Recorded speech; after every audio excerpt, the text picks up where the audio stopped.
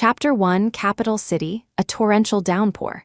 Willow Nightingale had been waiting in the villa for a long time, but the three men hadn't returned. Today was Sunday, their shared day. In the past, the three of them never missed it, but today, even as the food on the dining table grew completely cold, no one appeared. It wasn't until a rich air from their circle called, summoning Willow to a private club. Only upon arrival did she discover Alistair Knight, Connor Steele, and Ethan Shaw standing before a round table, their faces grim. The atmosphere between them was electric with tension. In their midst lay a painting. Willow recognized the artist's name, at a glance Diana Cressmont. She instantly understood the source of their charged atmosphere. Diana Cressmont was currently an internationally acclaimed beauty painter, and more importantly, the unattainable dream of these three capital city power players, Willow's here. I say, you three tycoons, stop fighting. Let her make the decision, all right? A young scion nearby looked at the three unyielding men, then with a mischievous glance at Willow's face, which bore a 7 or 8/10 resemblance to Diana's, he pushed her forward to smooth things over. They've been fighting over this painting for ages, the price has hit the ceiling. They really can't decide a winner. Since you look so much like Diana, why don't you choose? Who gets the painting? Everyone knew this was like throwing a live grenade to Willow. She was merely a substitute they kept for amusement. What right did she have to make decisions? She couldn't help but lift her gaze to the three men on the sofa. Alistair Knight was cold and unfeeling, Connor Steele fierce and indifferent, Ethan Shaw paranoid and ruthless. No matter whom Willow chose, the other two would torture her to the brink of death. Willow's palms began to sweat. Finally, just as everyone was growing impatient, she suddenly reached out and picked up the painting. Why don't I keep this painting at my place? That way, whoever comes to see me can see the painting. Although this answer seemed like a cop-out, it was indeed the most likely to be accepted by them. Sure enough, though the three men remained expressionless, the imminent threat of a brawl had at least subsided. Only the group of young scions, eager for a spectacle, were disappointed. This Willow Nightingale, truly deserving of being the substitute who could navigate between three tycoons, really had something to her. The three men said nothing, exchanged cold smiles, and considered the matter settled. With the dust settled, everyone left the auction room and went to a private suite for drinks. Willow quietly followed behind the three men. She had met Alistair Knight, Connor Steele, and Ethan Shaw, these three capital city power players, 3 years ago. At that time, she was working part-time in a bar and was simultaneously noticed by all three. It wasn't love at first sight. Their interest in her was solely because her face bore a striking resemblance to their unattainable dream. Later, Willow learned that their shared idealized love was named Diana Cressmont. Diana had grown up with Alistair, Connor, and Ethan as childhood sweethearts. She was Capital City's little princess, simultaneously adored by all three. But she had never reciprocated anyone's feelings and, several years ago, had gone abroad for her career. During the days they couldn't see their beloved, they were unable to dispel their longing, until they met her. Seeing Willow's face, so similar to Diana's, they all conceived the idea of using her as a substitute. Initially, all three men wanted her for themselves, but there was only one of her, and no one was willing to yield. In the end, they decided to share her, each paying her $1 million a month to be a substitute. Mondays and Tuesdays belonged to Alistair, Wednesdays and Thursdays to Connor, Fridays and Saturdays to Ethan. On Sundays, they shared Willow. This affair had been a topic of much gossip throughout Capital City for a long time. Back in the private suite, the three men's attention shifted from the painting. Willow dutifully poured them drinks. Ethan Shaw casually looked up and noticed Willow was wearing a pale yellow dress today. He frowned slightly. Change your clothes. Diana never wears this color. For the past 3 years, Willow had been at their beck and call. If any one of them felt she resembled Diana any less, she would immediately change, as if terrified of being discarded. Everyone said she was born common dirt, willing to sacrifice all dignity for $3 million. Sure enough, Willow immediately replied obediently, "I'm sorry, I'll go change right away." With that, she quickly went out and borrowed a white dress from a waitress. After changing and returning, just as she was about to push the door open, she overheard them discussing her inside. "Mr. Knight, Mr. Steele, Mr. Shaw, I must say, You haven't lacked for Diana's substitutes these past few years. How come this Willow Nightingale is still around? Don't tell me you've developed feelings for her." The speaker's tone was mocking, eliciting a burst of laughter from inside. Then, several cold sneers followed. Alistair Knight, holding his wine glass, curled his lip. "Would you throw away the most obedient dog you have?" Connor Steele also stated coolly, "A plaything for amusement. Can you even talk about feelings?" And Ethan Shaw, sipping his drink nonchalantly, added, "Not tired of her yet. When I am, she'll be thrown out just the same." Their words didn't even treat Willow as a human being. But hearing these words, Willow's face remained utterly impassive. She even waited for them to finish before pushing the door open and walking in. Chapter 2, the moment she entered, all eyes in the private suite subconsciously turned to her, as if to verify the words they had just spoken. Ethan Shaw put down his empty wine glass and coldly called her over. "Pour me some wine." Willow obediently picked up the wine bottle. Then she heard Ethan Shaw say, "Kneel and pour." Pouring wine while kneeling, this act was clearly intended to humiliate her in front of everyone. Willow remained silent for only a second before obediently bending her knees and kneeling, respectfully pouring him wine and then handing it to him. As she handed the wine to Ethan, she couldn't help but look at the mole beneath the corner of his eye. Ethan Shaw had a wild look about him, especially that rare red tear mole beneath his eye, which gave him an even more wicked aura. But he always detested people staring at his tear mole. Sensing her gaze, he frowned slightly, and Willow immediately, tactfully, lowered her head. Next, Connor Steele casually beckoned her over. Connor Steele was also very handsome, but his handsomeness was entirely different from Ethan's ruggedness. His was more conventionally handsome, with beautiful eyes. His irises were tea brown. Anyone who met his gaze would find themselves lost in those eyes. Yet he was a cynical, rakish sort, indifferent to everyone except Diana Cressmont. A cigar glowed in his hand, his eyes looking down on Willow. He merely flicked the cigar slightly, and Willow immediately understood his meaning. She gazed into Connor's eyes, then cupped her hands together, palms up, and extended them to him. He unceremoniously pressed the cigar into her palm, extinguishing it. A searing pain shot through her. Willow, her face deathly pale, bit her lip to keep from crying out. A scar instantly appeared on her palm. Connor, however, smiled and said, "Diana has a scar on her hand too. This makes you look even more like her." Even the others were finding it hard to watch, yet Willow showed no sign of complaint. Finally, Alistair Knight remained silent, but Willow had already skillfully walked to his side, awaiting his move. He was the most composed of the three, with features so handsome they stood out in any crowd.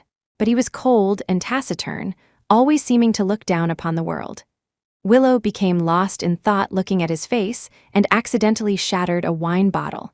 Glass shards littered the floor, and a few drops of wine splattered onto Alistair's expensive leather shoes. Alistair didn't get angry, merely said, "Clean it up." Willow knew him too well. So even though the floor was covered in sharp fragments, she still knelt. Sharp pain pierced her knees, but she merely took out a handkerchief, bent down, and meticulously wiped his shoes clean. When she stood up, a large patch of crimson stained her white dress. "It's clean." After this round of ordeals, the others couldn't help but admire Willow. "Truly impressive. No wonder you get to stay. Today, I've really seen something. What kind of substitute is this? Isn't this just an obedient dog? Does whatever she's told. If it were me, I wouldn't bear to throw her away either, ha ha ha." Willow remained silent, ignoring their sarcastic remarks. For the rest of the time, she focused solely on serving the three men. By the time the gathering ended, it was late at night. Willow was half dead from the torment.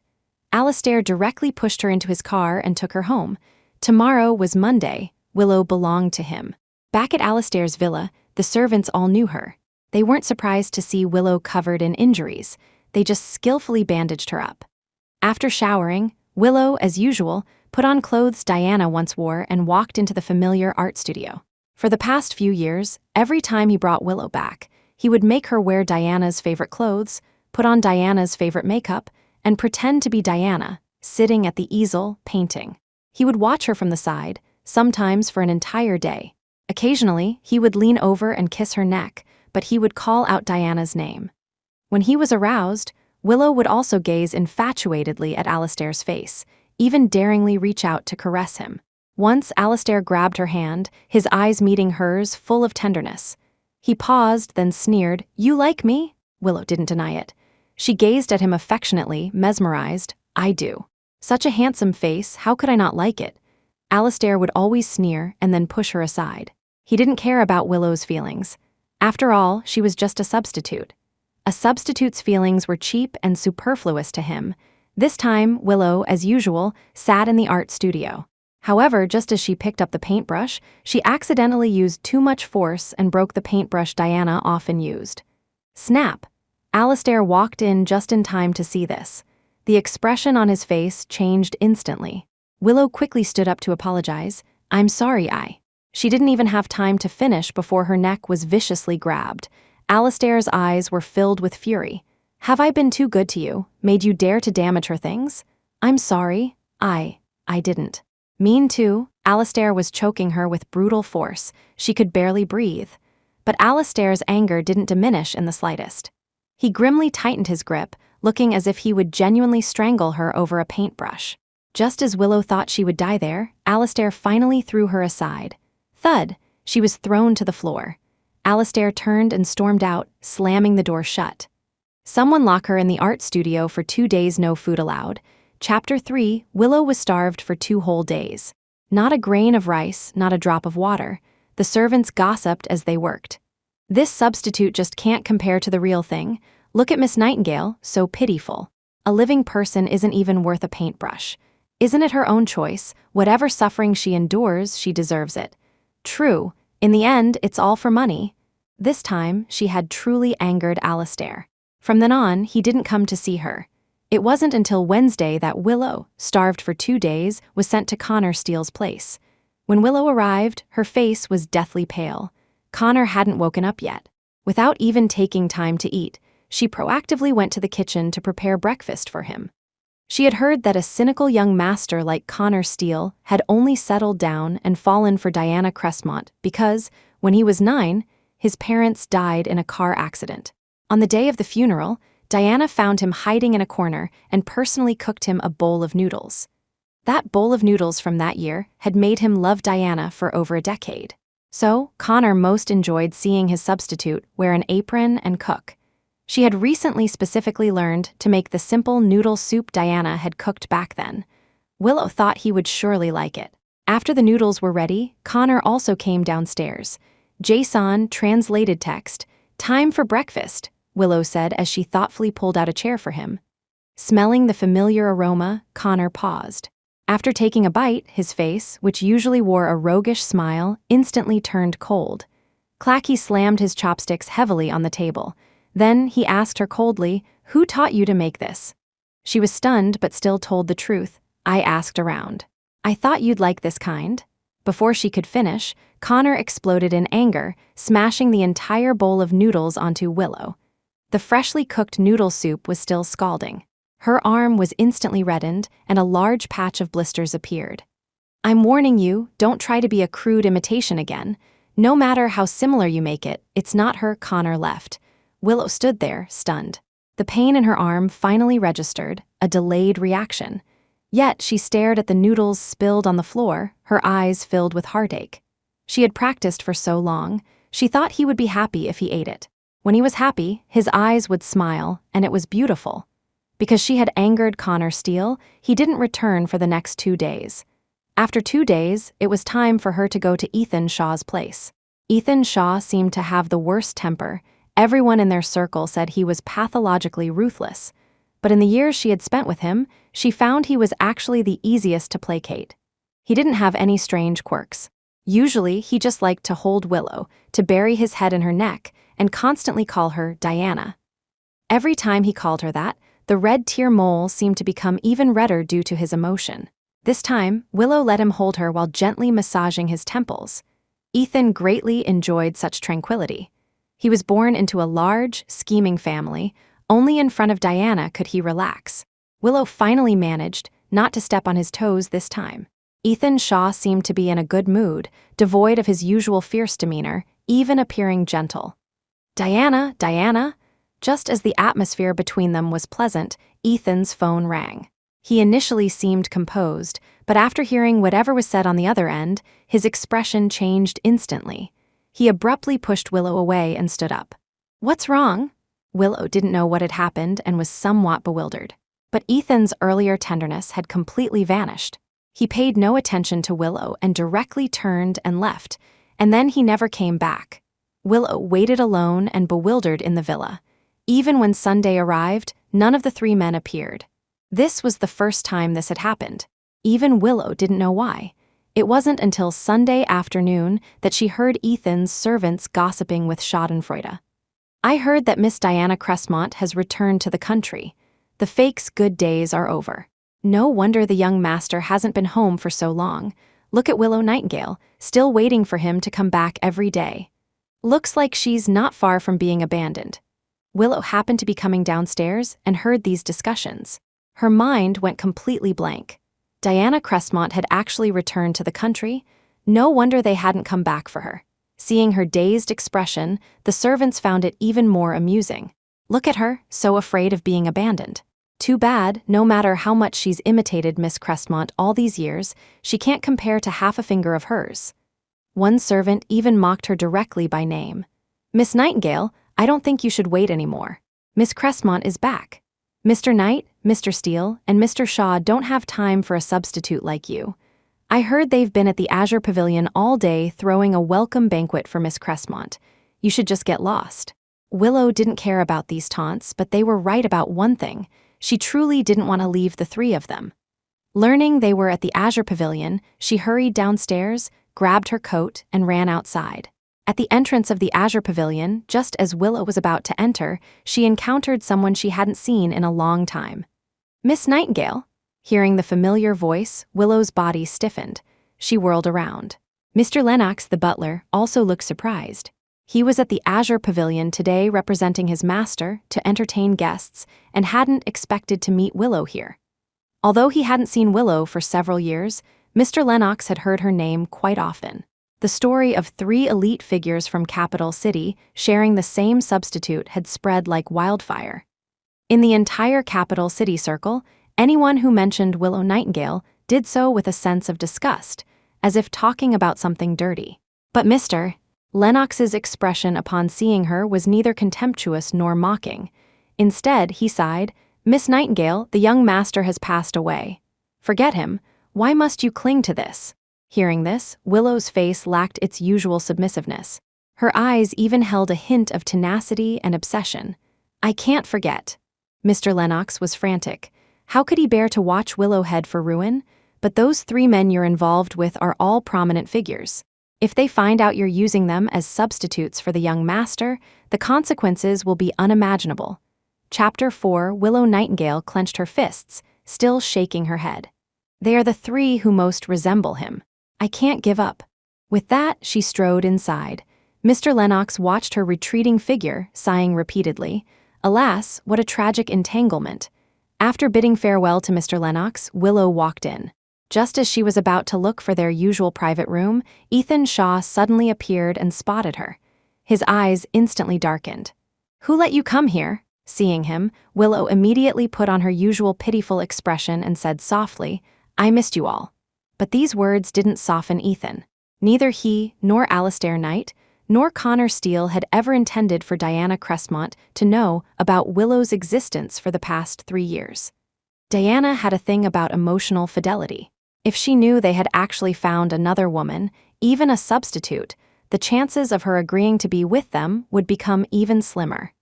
Yet, if they hadn't missed her so much, they wouldn't have resorted to such a risky move. Seeing the private room door about to open and Diana about to emerge, Ethan Shaw's eyes fell on a nearby storage room. He immediately instructed his assistant, "Lock her in there. Don't let her out without my order." "Yes, sir." Willow didn't even have time to react before she was pushed into a dark utility room. The next second, the door was locked from the outside. She sat on the filthy floor, faintly hearing voices from outside the door. Among a group of male voices, a female voice was interspersed. That must be Diana Cressmont. So, this was the unattainable dream. In all these years, she had never seen the three men speak in such a tone. They were afraid she'd be cold, afraid she'd be hungry, and afraid she'd be uncomfortable walking in high heels. Everyone doted on Diana, their voices full of adoration and indulgence. After an unknown amount of time, the sounds from the private rooms stopped. It seemed everyone had left, but no one came to open the door for her. Ethan Shaw had probably forgotten about her. The utility room was dark and cold. Willow was locked inside for an entire night. In the middle of the night, she leaned against a pile of dust-covered odds and ends and fell asleep. Willow had a dream.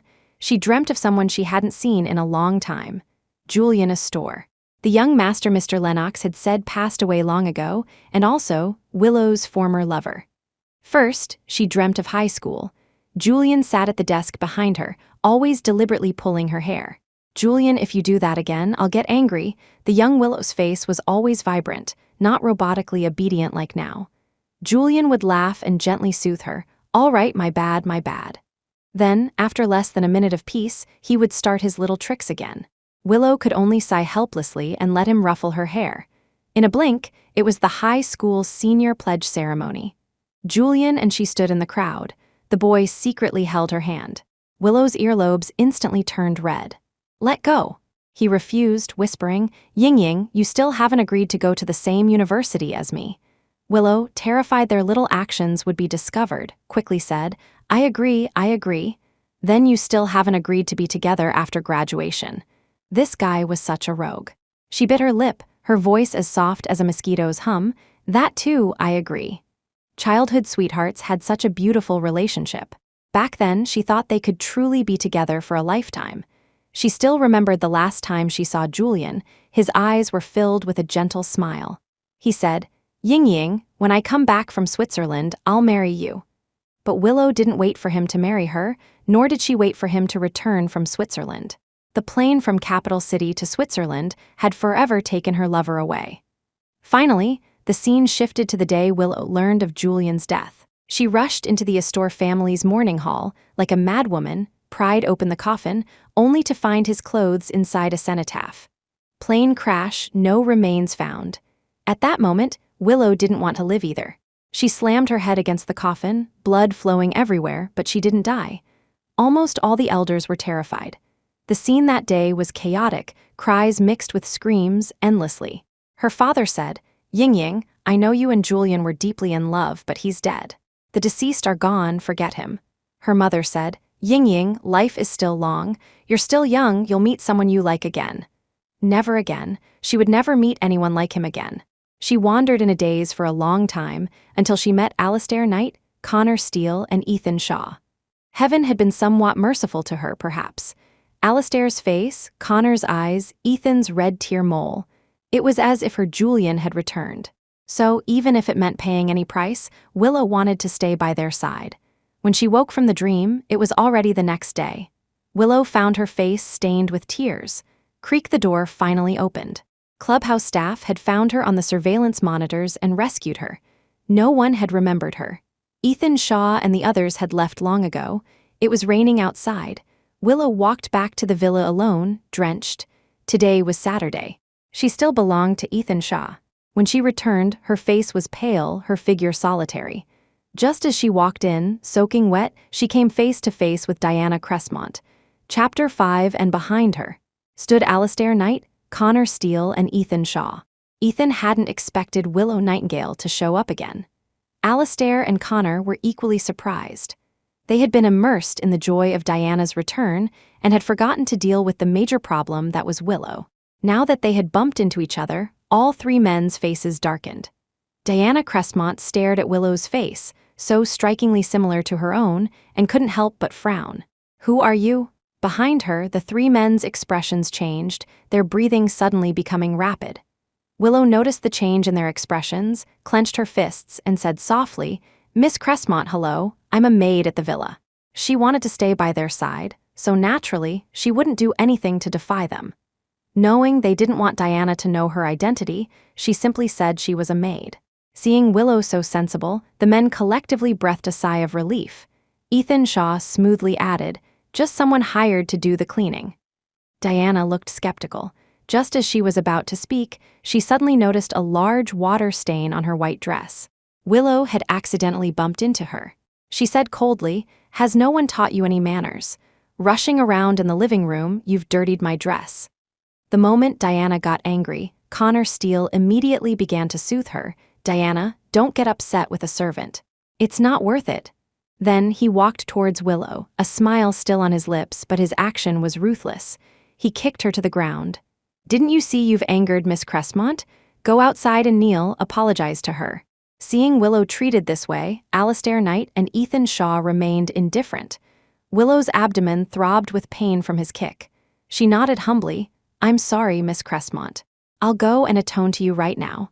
Then she struggled to her feet and knelt in the raining courtyard. It didn't matter if it hurt, dignity didn't matter. Willow had long since discarded these things. She only wanted to see people who resembled Julian Astor every day, to live day by day in her fantasy.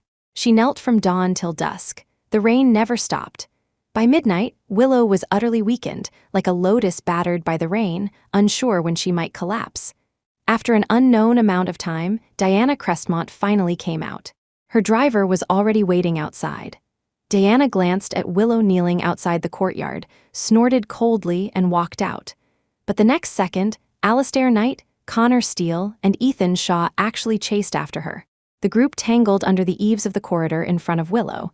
Alistair gripped Diana's hand, his brows knitted tightly. "Do you absolutely have to leave? Absolutely have to go abroad?" Diana said nonchalantly. "I told you I was only back temporarily this time." Connor Steele also stepped forward, urgently saying, "Can't you stay? Whatever you want, we can give it to you." But Diana, used to being spoiled, replied, "No, I'm leaving next month." The three were quite angered by her attitude. For so many years, she always seemed to be like this, giving them a little hope, then retreating to a safe distance. "Diana, can't you really see our feelings for you?" This time, Ethan Shaw asked directly. A flicker of evasion crossed Diana's eyes. She changed the subject. "It's not like I'm not coming back. Why get so worked up? I'm leaving now." With that, she turned and left. The men didn't chase her further, but each of them looked terrible. Until the sound of the car engine gradually faded, they too left with dark faces. Willow had witnessed everything. She knew that Diana's capriciousness had just given her an opportunity. With Diana back, they no longer had time for Willow. But Willow still acted as before. On Monday, she went to find Alistair Knight. Arriving at his villa, she found Alistair had locked himself in his room, drowning his sorrows in alcohol. He had been drinking like this for a day, refusing to open the door or eat. Servants had tried to deliver meals several times, only to be driven away. Willow took over this task from the servants. Every day, she personally cooked meals and waited at Alistair's door. After knocking continuously for several times, Alistair finally opened the door. His usual cold and distinguished demeanor was gone. He looked much more dejected. Seeing Willow standing at the door with food, his expression turned even colder. "Knock one more time and I'll kick you down the stairs." But Willow still didn't leave, her face full of worry as she pleaded, "Eat something. You already have stomach problems. You can't afford not to eat properly." "Get lost, I don't need you to manage me." Through the crack in the open door, Willow saw the floor of his room littered with wine bottles, and on the table, about 10 unopened bottles of alcohol. She looked at Alistair. "Let's make a bet." Without waiting for Alistair's reaction, she put down the food, walked into the room, and picked up a bottle of wine from the table. "There are 10 bottles of this wine left. If I can drink all of them, you'll eat." Alistair's eyes narrowed slightly. "Are you insane? If she drank all this alcohol, she'd definitely end up in the hospital getting her stomach pumped." But Willow's eyes were resolute. "If you don't object, I'll take that as a yes." With that, she opened a bottle and tilted her head back, gulping it down. After finishing one bottle, she immediately moved on to the second, third, fourth. Finally, the entire table of alcohol was gone. By the end, she could barely stand, yet she still forced herself to bring the food to him. She said ingratiatingly, "I won. Eat, okay?" Alistair's dark eyes stared at her, his thoughts unreadable. Finally, he accepted the food with a cold face. And once he finished eating, Willow could no longer hold on and fainted. Chapter 6, it was only then that Alistair Knight noticed her arms were covered in dense, tiny red rashes. His expression turned to horror. She was allergic to alcohol? Madwoman. Alistair picked her up with one arm and rushed her to the hospital. When Willow Nightingale woke up in the hospital, it was 2 days later. Alistair, naturally, wouldn't stay by her side, but he had sent a caregiver. "How is he?" The caregiver knew she was asking about Alistair and replied, "Mr. Knight has gone to the company. He's no longer locking himself in his room drinking." Willow remembered something and tentatively asked, "Did he bring me to the hospital?" The caregiver nodded. "Yes, when Mr. Knight brought you here, he ran several red lights." Willow's face was pale, but she couldn't help but curve her lips into a slight smile. It seemed this approach was effective. After resting in the hospital for 2 days, Willow was discharged. But she didn't go looking for Alistair again. Instead, she went to the Steele residence. She remembered today was Connor Steele's birthday. Connor Steele's parents had died when he was young, and Diana Crestmont was the only one who had warmed him in his childhood. Willow didn't have that kind of opportunity, but she could create one for herself. This time, she discovered even fate was on her side. When she arrived at the Steele residence, she found all the servants had been dismissed, and the usually rakish man was lying in bed, barely conscious. He had a high fever. Connor Steele. "Connor?" Willow nudged him a few times before he regained some consciousness. Seeing Willow, he instinctively grabbed her hand. "Diana, don't leave me." Willow obediently soothed him. "I won't leave." She tirelessly cared for Connor, staying by his bedside, feeding him medicine, giving him water, wiping his sweat, for an entire day without a moment's rest. Until nightfall, Connor's fever subsided, and he gradually became clear-headed. Near midnight, Willow turned off the lights and, like a magician, brought in a birthday cake from outside. "Connor, happy birthday. Perhaps people are always more vulnerable when they are sick." He looked at the suddenly appearing cake, then at the bloodshot eyes of Willow, perhaps because she had taken care of him for an entire night. For a moment, he couldn't bring himself to be cold. His parents had died on his birthday. After his parents passed away, no one had ever celebrated his birthday. His friends in their circle, and those who wanted to curry favor with him, knew his unpredictable nature and his dislike for celebrating birthdays, so they never brought it up, fearing they would touch a raw nerve. So, counting back, he hadn't celebrated his birthday for many years. "Make a wish!" At that moment, the girl opposite him said with a smile. Although he wasn't cold, Connor Steele remained silent, not speaking. Willow didn't mind. She closed her eyes and earnestly made a wish for him. Then the first wish is for Connor Steele to be safe and healthy, free from illness and worries in the future. The second wish is for Connor Steele to have smooth sailing in all endeavors and for everything to go his way. The third wish is for Connor Steele to always be loved, always have company, and never be lonely. With that, she blew out the candles for him. Connor Steele's heart jolted. Before he could say anything, Willow hugged him directly. "Connor, happy birthday. Stay safe and sound. Every year from now on, be happy, be safe." Connor's breathing suddenly quickened, but he couldn't push away the warmth of that moment, no matter what. For 3 years, this was also the first time her initiative to touch him hadn't been pushed away. Chapter 7. Once Connor Steele was fully awake, he immediately kicked Willow Nightingale out. Willow didn't mind. At least she knew he would never forget this birthday. The embrace he hadn't pushed away was proof. After leaving the Steele residence, she went to find Ethan Shaw.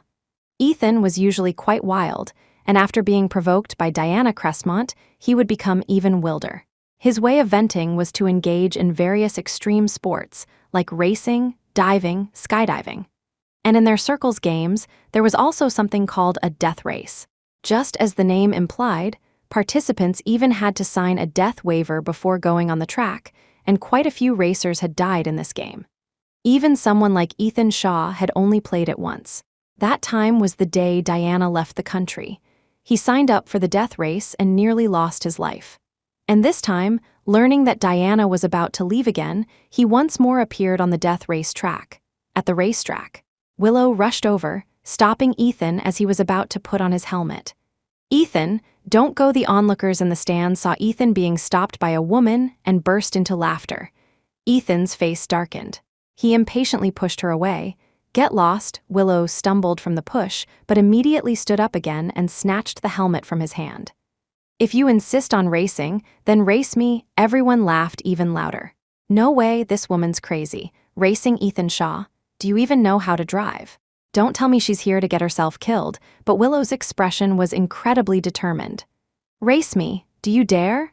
Ethan stared coldly at her face, finally sneering, "Fine, I'll race you. Don't you regret it?" Willow changed into a racing suit and walked onto the track with Ethan. The race began. Ethan's car shot out like a rocket. Willow quickly followed, but still fell behind him for 2 consecutive laps. The people in the stands watching the race were all convinced Willow couldn't win. Until the final lap, which was also a life or death turn in this race, requiring extremely high skill from the racer to navigate. Even Ethan slowed down. However, Willow seized this very moment and accelerated like a madwoman. As if her life depended on it, she slammed on the gas, ignoring the obstacles ahead, and charged forward like a lunatic. She's crazy? How dare she drive like that? Doesn't she want to live? Everyone was stunned. Even Ethan watched as she overtook him on the curve. Then, although she crossed the finish line a step ahead of him, her car was sent flying by the enormous G-force. Crash! Everyone stood up in shock. Her racing suit had turned red. Blood flowed from her forehead and legs. Ethan roared, "Are you trying to get yourself killed?" Willow, pale-faced, spoke weakly, "I just didn't want anything to happen to you. If someone had to die in this death race, I hoped it would be me." Hearing this, Ethan was stunned. Willow then forced a smile. "If I won, can I make a request?" Ethan, thinking she wanted money, nodded. But Willow stared at the tear mole at the corner of his eye and said softly, "Can I touch it?" Ethan was dumbfounded. She had risked her life to win the race, wanted nothing, only to touch his tear mole. Seeing his hesitation, Willow knew it was tacit approval. She reached out and caressed the bright red tear mole, tears welling in her eyes. Ethan stood before her, suddenly feeling the intense emotion in Willow's eyes. Previously, Ethan had always looked down on her. But at this moment, looking at the deep affection in Willow's eyes, his heart inexplicably tightened. Some time passed, and sure enough, none of the 3 men proactively said they wanted to completely break off with her. Even though Diana Crestmont had not yet left Capital City, they tacitly maintained their silence about Willow's identity. However, Willow's opportunities to meet them indeed became much fewer. In the hearts of the 3 men, Diana was still the most important. Willow was acutely aware of this. She heard that Diana was planning to hold an art exhibition in the country before leaving. Willow hadn't seen them for several days. She knew the 3 of them would also go, and finally, on the opening day of the exhibition, she couldn't resist going to find them. Chapter 8. When Willow Nightingale arrived, it was still early. The art exhibition hadn't started yet. She wandered around and found that Alistair Knight and the others hadn't arrived. Instead, she ran into Diana Crestmont again. "Why is it you again?" Willow had already prepared her excuse. "I'm here on behalf of the 3 young masters to deliver flowers for the exhibition. Miss Crestmont, I wish you a successful exhibition." With that, she presented 3 bouquets to Diana. Diana accepted the flowers. Just as she was about to say something more, a staff member approached and said respectfully, "Miss Crestmont, we're about to hang the paintings. You need to go to the studio to confirm the exhibits." Diana nodded. Just as she was about to leave, as if remembering something, she tossed the flowers back at Willow and said condescendingly, "You come with me too." Willow didn't refuse, following her with downcast eyes. The art studio. Diana dismissed the staff member and turned to look at Willow. "These past few years, those 3, they haven't been easy to accompany, have they?" Willow's expression changed. She quickly lowered her head. "Miss Crestmont, I don't know what you mean. For these past few years, the 3 young masters have only had you in their hearts." Diana sneered. "Stop pretending. You really are an obedient substitute. Did you really think I wouldn't investigate?"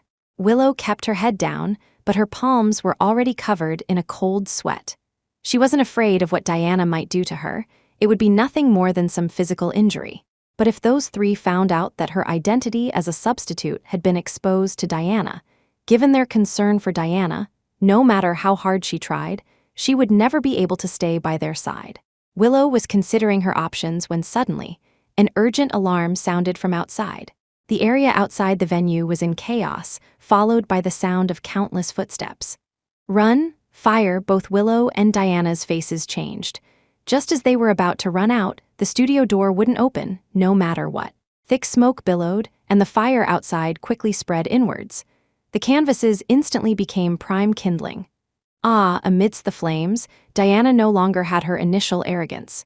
She trembled with fear. frantically pounding on the door and shouting, "Open the door, there are people in here," but in such a moment of escape, who would pay her any attention?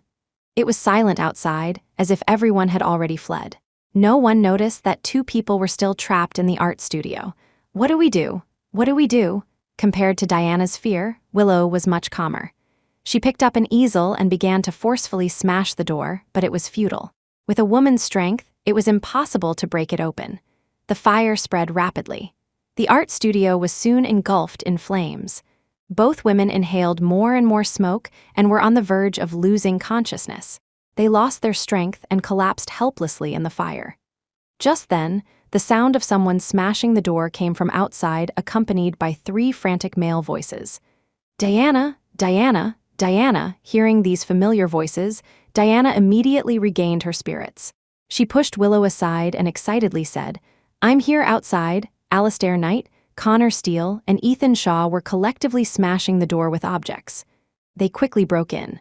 Upon seeing Willow was also there, a hint of surprise flashed in all 3 men's eyes. Seeing a burning easel nearby about to fall towards the 2 women, all 3 men rushed towards Diana. Diana, in that split second, Diana was preciously cradled in the arms of the 3 men. The next moment, the fiery easel crashed towards Willow. It collapsed with a roar, "Hospital." When Willow Nightingale woke up, she found her whole body racked with pain, her throat dry and scratchy.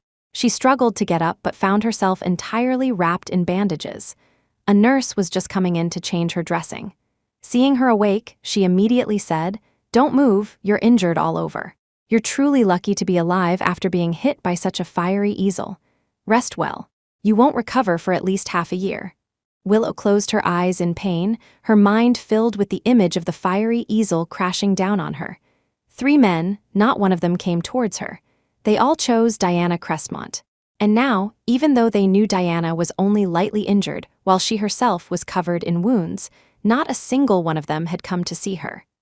Everyone was gathered around Diana, who had only suffered minor injuries, fussing over her. She wasn't surprised, nor did she care. "Willow, does it hurt?" Perhaps it was because the pain was so intense at that moment, she seemed to be hallucinating. She thought she saw Julian Astor standing before her, asking her with heartache if it hurt. Her nose tingled, and suddenly she felt incredibly wronged. In the empty hospital room, she answered, "It hurts, Julian, it hurts so much." Tears streamed down her cheeks, her sorrow bottomless. "You died, and there's no one left to protect me." On Willow's 3rd day in the hospital, Diana Crestmont was discharged. This time, being trapped in the fire had nearly scared the 3 men to death. They stayed by Diana's side day and night, not daring to leave her. Naturally, they had no time to visit the more severely injured Willow. Soon, it was Diana's birthday. Having survived a near-death experience, the 3 men threw a grand birthday banquet for her. The banquet was held at the North Island Hotel. They booked 3 entire floors of the hotel's banquet hall and invited half of Capital City's elite. The banquet hall buzzed with voices. Suddenly, all the lights went out, leaving only a single spotlight on Diana. Accompanied by a chorus of cheers, Alistair Knight, Connor Steele, and Ethan Shaw each pushed out a cake. 3 men, 3 cakes. It was clear Diana needed to decide whose cake to cut. The news of them, rushing into the fire to save Diana, had spread throughout their circle. The 3 men's friends also hoped Diana would make a decision this time and not keep them hanging. They started to cheer and egg her on. "Wow, choose a cake, and choose a boyfriend while you're at it. Yeah, these 3 rushed into a fire for you, didn't even care about their lives. Doesn't that show their sincerity? In my opinion, it's pretty good in the country, you shouldn't leave. Mr. Knight, Mr. Steele, Mr. Shaw, whichever one you choose will spoil you rotten. It's been so many years, Miss Crestmont, you should choose one." Diana, wearing a crown, was surrounded like a princess. Previously, she had strung the 3 men along because she enjoyed the feeling of being liked by such distinguished young men. But now she also knew that if she didn't make a choice this time, it wouldn't work. Some things, if overdone, backfire. So she said haughtily, "If you want me to stay, fine. That substitute, what do you plan to do with her?" Chapter 9, the implication was clear. If they wanted her to stay, Willow Nightingale had to go. This should have been beyond question. They had kept Willow in the first place as a substitute. Now that the original was here, what was the point of keeping the substitute? But this time, the three of them fell into a rare silence, not immediately giving a response. Their eyes were complex, as if recalling past events. Alistair Knight remembered how she, to persuade him to eat, despite being allergic to alcohol, had drunk an entire table full of wine. Connor Steele remembered how she had cared for him for a whole day and night when he had a fever, how in his loneliest moment, she had hugged him and wished him companionship and an end to loneliness. Ethan Shaw remembered how she, to stop him from a death race, had driven her car to block him, nearly losing her life. For some reason, the thought of driving Willow away made all three of them feel a tightness in their chests. Sensing their hesitation, Diana Crestmont's expression immediately changed. "Fine, you're unwilling to get rid of her, right? Then she stays, and I go." Seeing her about to leave, Alistair immediately grabbed her hand. "Don't be difficult, Diana. She means nothing, just a little plaything for amusement." Connor Steele also blocked her path. "She was found to replace you in the first place. How could she possibly compare to you?" Ethan Shaw likewise stopped her. "She's just a substitute, insignificant." All three said this, perhaps to convince Diana or perhaps to convince themselves. Diana's expression finally softened. "Then I want you, right now, in front of everyone, to completely break things off with her. Make her never appear before my eyes again." The three men were silent for a long moment. To appease her, they finally called Willow. Willow was still recuperating in the hospital. When she received the call, she immediately pulled out her IV needle. It was raining outside. She rushed directly to the hotel in the rain. As soon as she pushed open the door, she found it full of people. She was disheveled, her wounds bleeding from the rain. As she walked in, she noticed everyone looking at her with a mixture of pity and mockery. Until she reached the front and saw the expressions on Alistair Knight, Connor Steele, and Ethan Shaw's faces, a premonition seemed to dawn on her. A strange feeling gripped all three men. None of them spoke first. Instead, it was the people nearby gloating. "Willow Nightingale, don't you dare cling to them later. Diana Crestmont is back. If you're smart, you should have backed out earlier. They could never possibly like you." One sentence after another, the crowd was already making clear the purpose of her summons, but the three men still didn't speak. Until Diana's face darkened again, and she was about to turn and leave. Alistair Knight clenched his fists and finally stepped forward. "Willow Nightingale, I've had enough fun these years. Starting today, pack your things and leave." Connor Steele's breathing also grew heavy, his tone icy. "I've had enough too. You don't need to accompany me anymore." Ethan Shaw followed suit. "Get lost. The farther the better. Don't let me see you again." After they spoke, everyone watched Willow's reaction with anticipation. Given her infatuation with these three young masters, she would probably burst into tears and beg them not to abandon her. But Willow merely paused, then sighed silently. So it had come to this. To everyone's surprise, she didn't cry, didn't make a scene, and showed no major emotional fluctuations. She nodded quietly, then took out 3 cards from her pocket and placed them on the table in front of her. "All the money you've given me over the years is in these. I haven't used a single cent." After a pause, she added, "I wish you happiness." With that, she turned calmly and, under everyone's astonished gaze, walked away step by step. Alistair Knight, Connor Steele, and Ethan Shaw were the most surprised.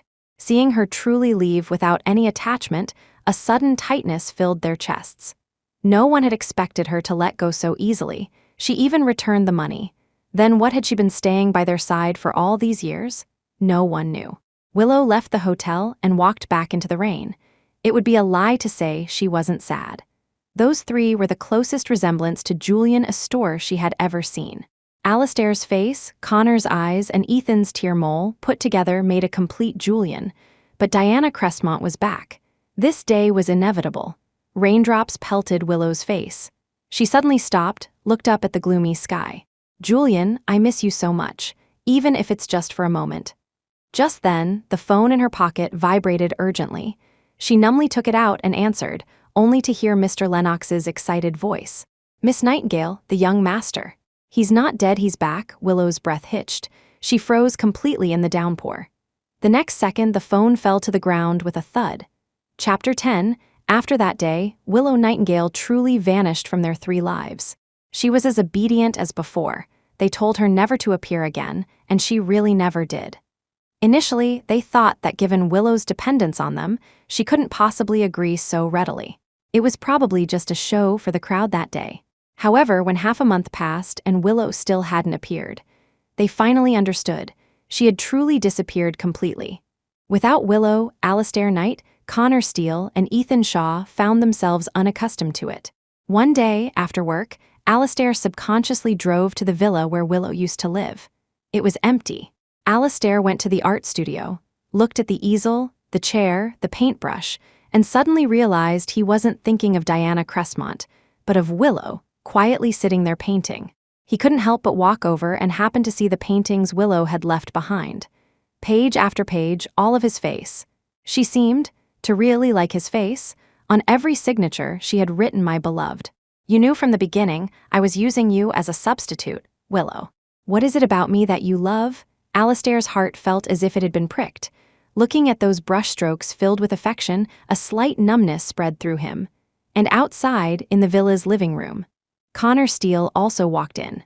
He went to Willow's bedroom, but as soon as he entered, he seemed to snap back to reality, as if he didn't know why he was there. Diana had stayed, yet these days, he felt a void in his heart, and the person who could fill it wasn't Diana. Until he found a box in Willow's room. On it was written, "For Connor Steele." Opening the box, his heart thumped violently. These were birthday gifts Willow had prepared for him from age 9 to 26, almost every year had one. And on every gift was written, "May Connor Steele always be loved." Connor tremblingly picked up the note, a feeling of numbness in his chest. Ethan Shaw was the third to arrive. He came late. Just as he was about to enter, he saw a very conspicuous peace tree in the courtyard. Willow had given him one too. Because he liked extreme sports, she always looked worried and said she was giving it to him for safety. But Ethan couldn't have cared less. It was thrown somewhere unknown after she gave it to him. He walked over to the one Willow had been tending and found a lucky charm hanging on it. Ethan picked it up. On the charm was his name. Ethan Shaw, peace and safety. He froze. Until Alistair came out of the studio and Connor came out of the bedroom.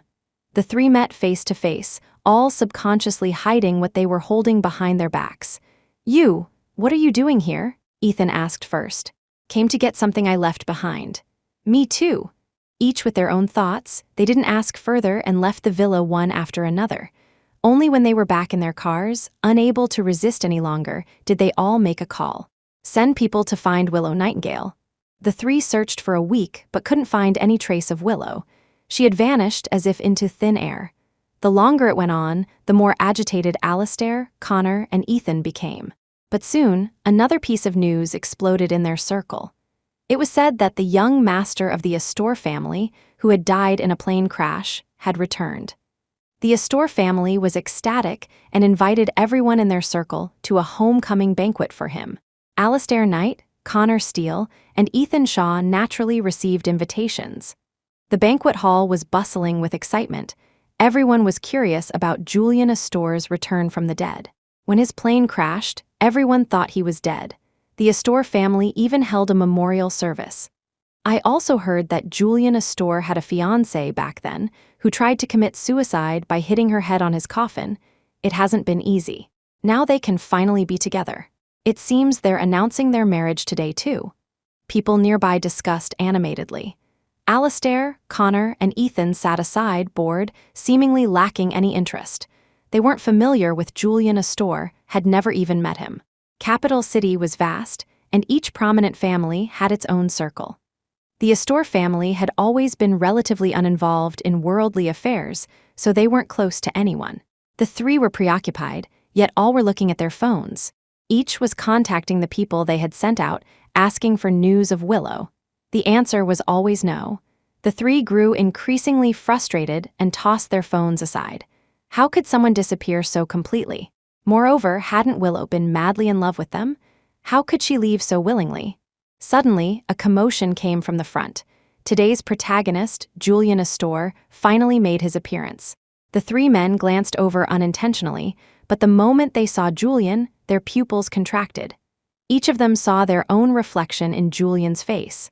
That face, those eyes, that tear mole, how could it be such a coincidence? Then they saw clearly the woman Julian Astor was holding hands with. She wore an exquisite green long dress, her dark hair like a waterfall, elegant and beautiful. All three men's gazes simultaneously moved upwards, landing on that face they had been longing for. Willow Nightingale?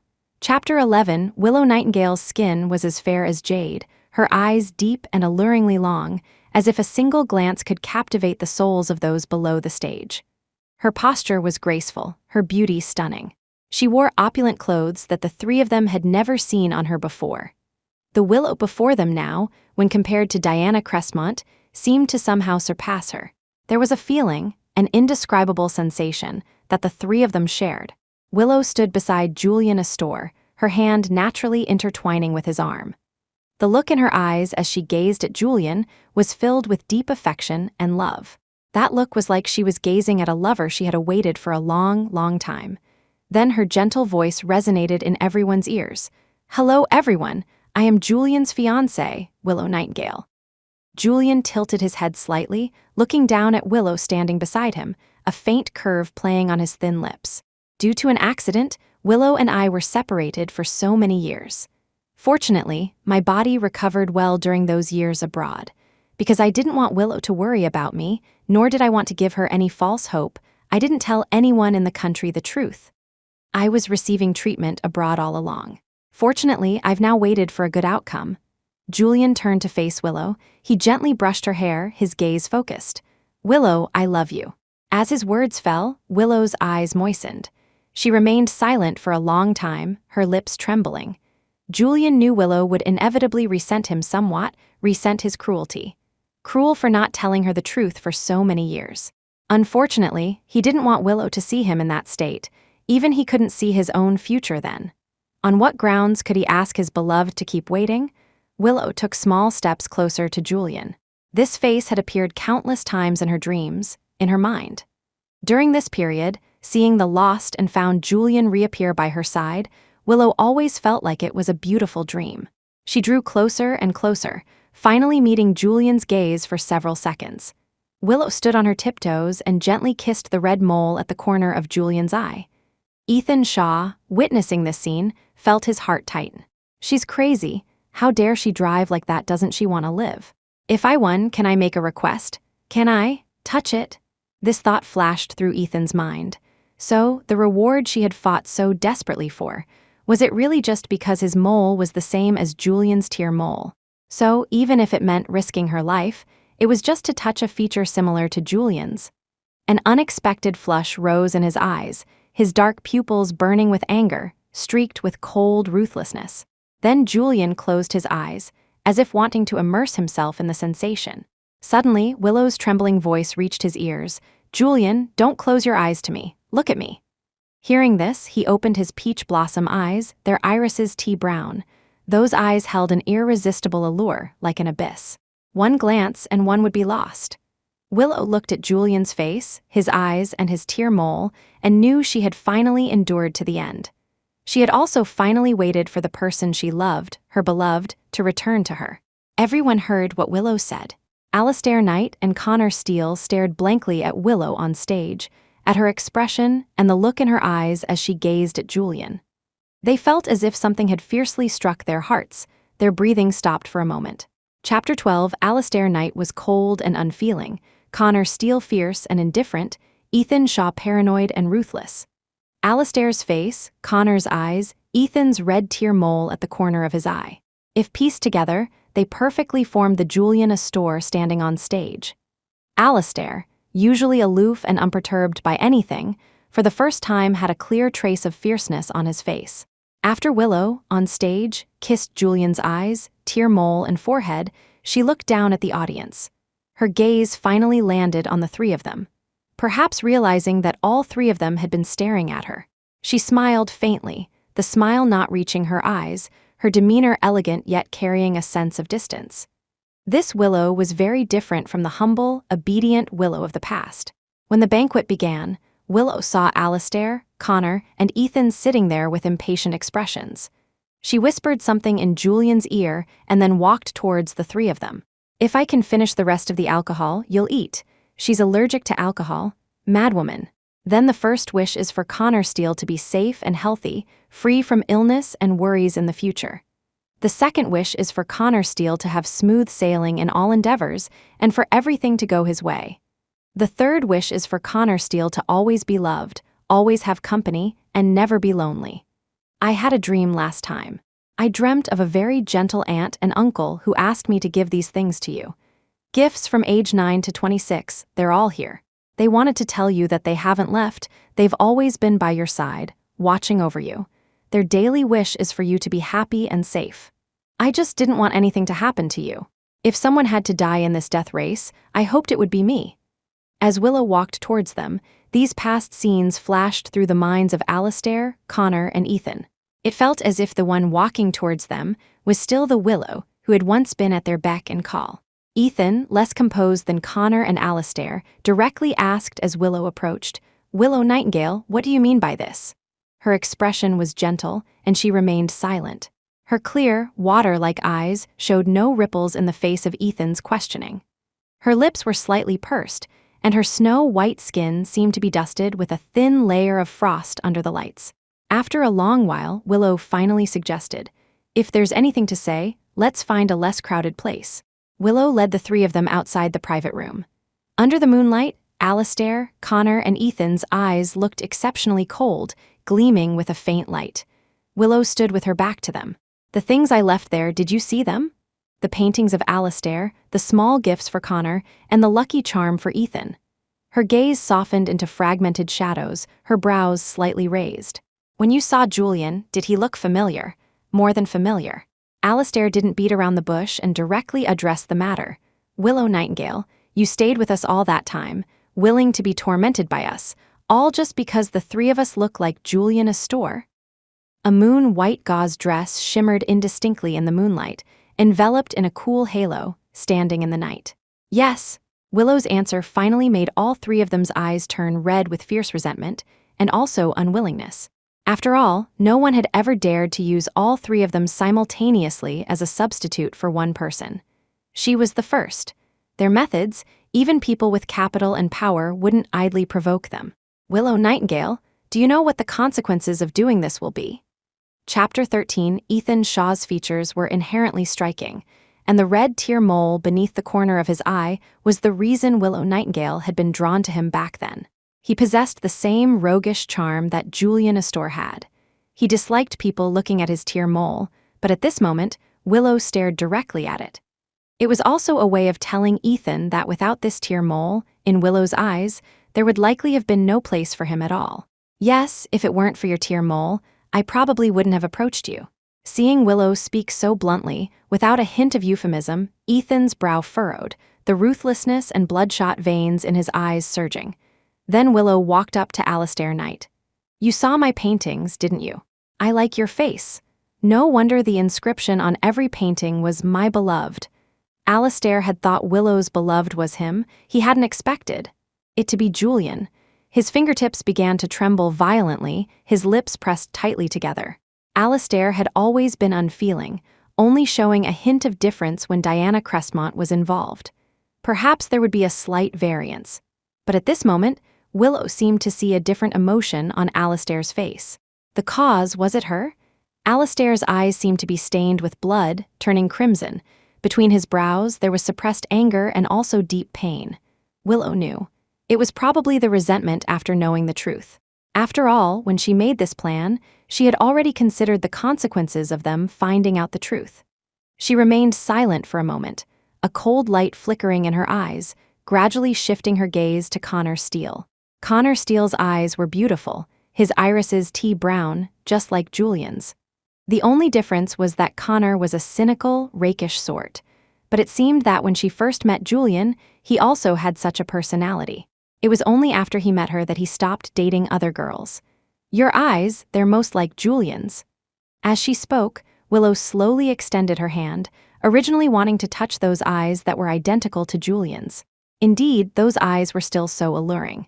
But just as Willow was about to touch Connor Steele's eyes, she stopped her hand mid-air. Then she lowered her gaze, smiled, and put her hand down. Willow looked up at Connor Steele again, then smiled faintly. "But now it's not necessary. Your eyes, Alistair's face, and Ethan's tear mole." Connor Steele, seeing Willow's nonchalant attitude now, couldn't suppress his anger.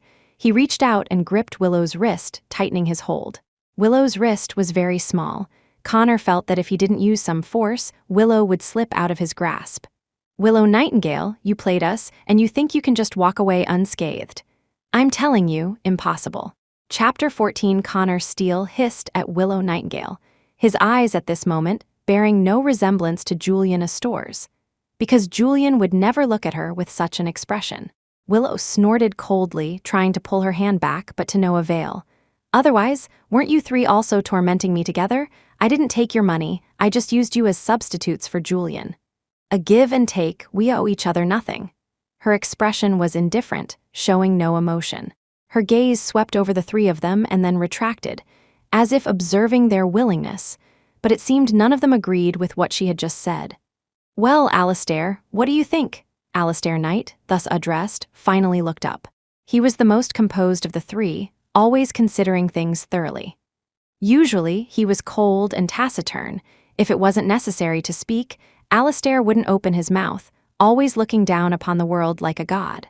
Alistair glanced at Willow, who had asked him the question. Actually, what Willow said made some sense. After all, Willow had gained no benefit from being with them. Yet the three of them had seen Diana Crestmont's shadow in Willow and found an outlet for their frustrations. Yes, we indeed had a give and take. However, I don't think your concealment of the truth can offset what you owe us. Willow smiled, saying nothing. This wasn't the first or second time she had seen their unreasonable behavior. Willow was already used to it. However, Willow wasn't trying to reason with them. Listen or not. I don't think you can take me away from here. Her features were exquisite, hazy and indistinct under the moonlight, making her difficult to see clearly. Yes, but not being able to take her now didn't mean there wouldn't be a chance later. Alistair Knight was the first to turn, his leather shoes making a clicking sound on the ground. Willow Nightingale, we have plenty of time. Connor Steele and Ethan Shaw followed closely behind. Faced with their threats, Willow paid them no mind. After they had all left, Willow, as if nothing had happened, found Julian Astor at the banquet. The moment Julian saw Willow, the cold aura about him instantly melted with affection. She approached and placed her hand on Julian's lower back. He loved her proactive intimacy. His palm caressed the back of her head, fingers weaving into her hair, his voice, tinged with laziness, escaping his lips, all settled. Since meeting Julian again, she had told him everything that had happened during this period, word for word. But Julian wasn't angry at all. Instead, he felt even more sorry for Willow. Willow first nodded, then shook her head.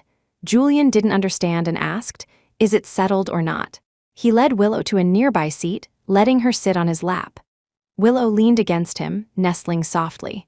Her beautiful eyes curved slightly upwards, rippling like autumn water, looking at him pitifully.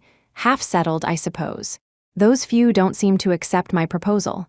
Chapter 15, he chuckled softly, and as he tilted his head slightly, his lips brushed her chin. It's all right. If it can't be settled, then forget it. I'll settle it for Willow. If Julian Astor were to step in, this matter would likely provoke those three madmen. Although it wasn't certain Julian would be harmed, Willow Nightingale felt this was something she had brought upon herself, so she should resolve it herself. It's fine, don't you worry about this. A faint sweetness, likely from a glass of wine she'd just had, escaped from between her cherry lips. With a beautiful and adorable face, she threatened him, Julian, don't you dare interfere, okay? If I find out, I'll punish you by not letting you kiss me for a day. Julian played along, feigning great difficulty, then quickly planted a kiss on Willow's lips. All right, I'll listen to whatever Willow says. After the banquet, Julian left with Willow. The two had already confirmed their relationship and were engaged. All that was left was the wedding. They had been living together early on. Despite not being together these past years, Willow would often find time to clean the place. It looked just as it did before she left. Julian had just returned and needed to take over his work, but he would always reply to Willow's messages promptly. Willow heard from the housekeeper that they were out of groceries. Wanting to do something for Julian, she offered to go shopping. Just as she was returning home, full of excitement after buying groceries, someone behind her covered her mouth and nose with a handkerchief.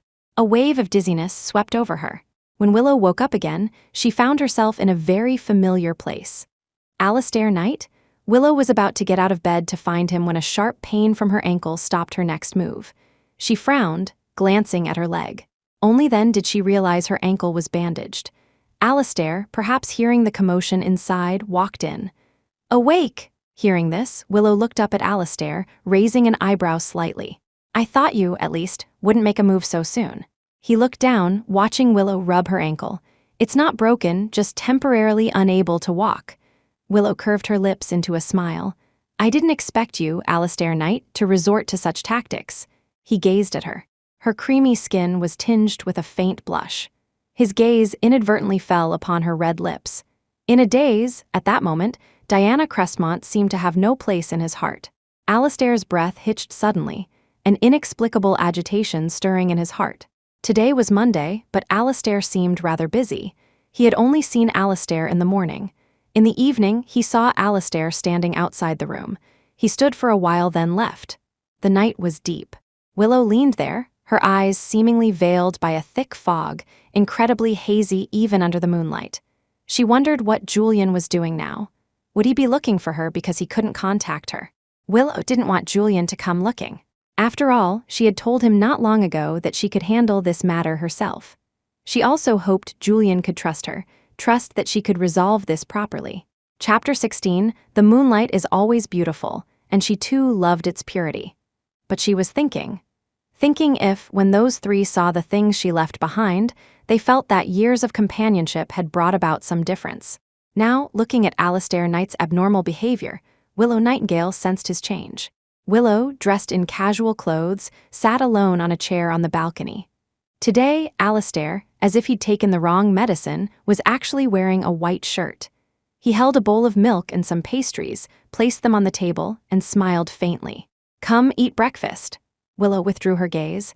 She had just seen his smile but made no response, saying very calmly, Alistair, you eat too. Alistair seemed completely unfazed and not at all unhappy by Willow's calm attitude, still maintaining that cheerful demeanor.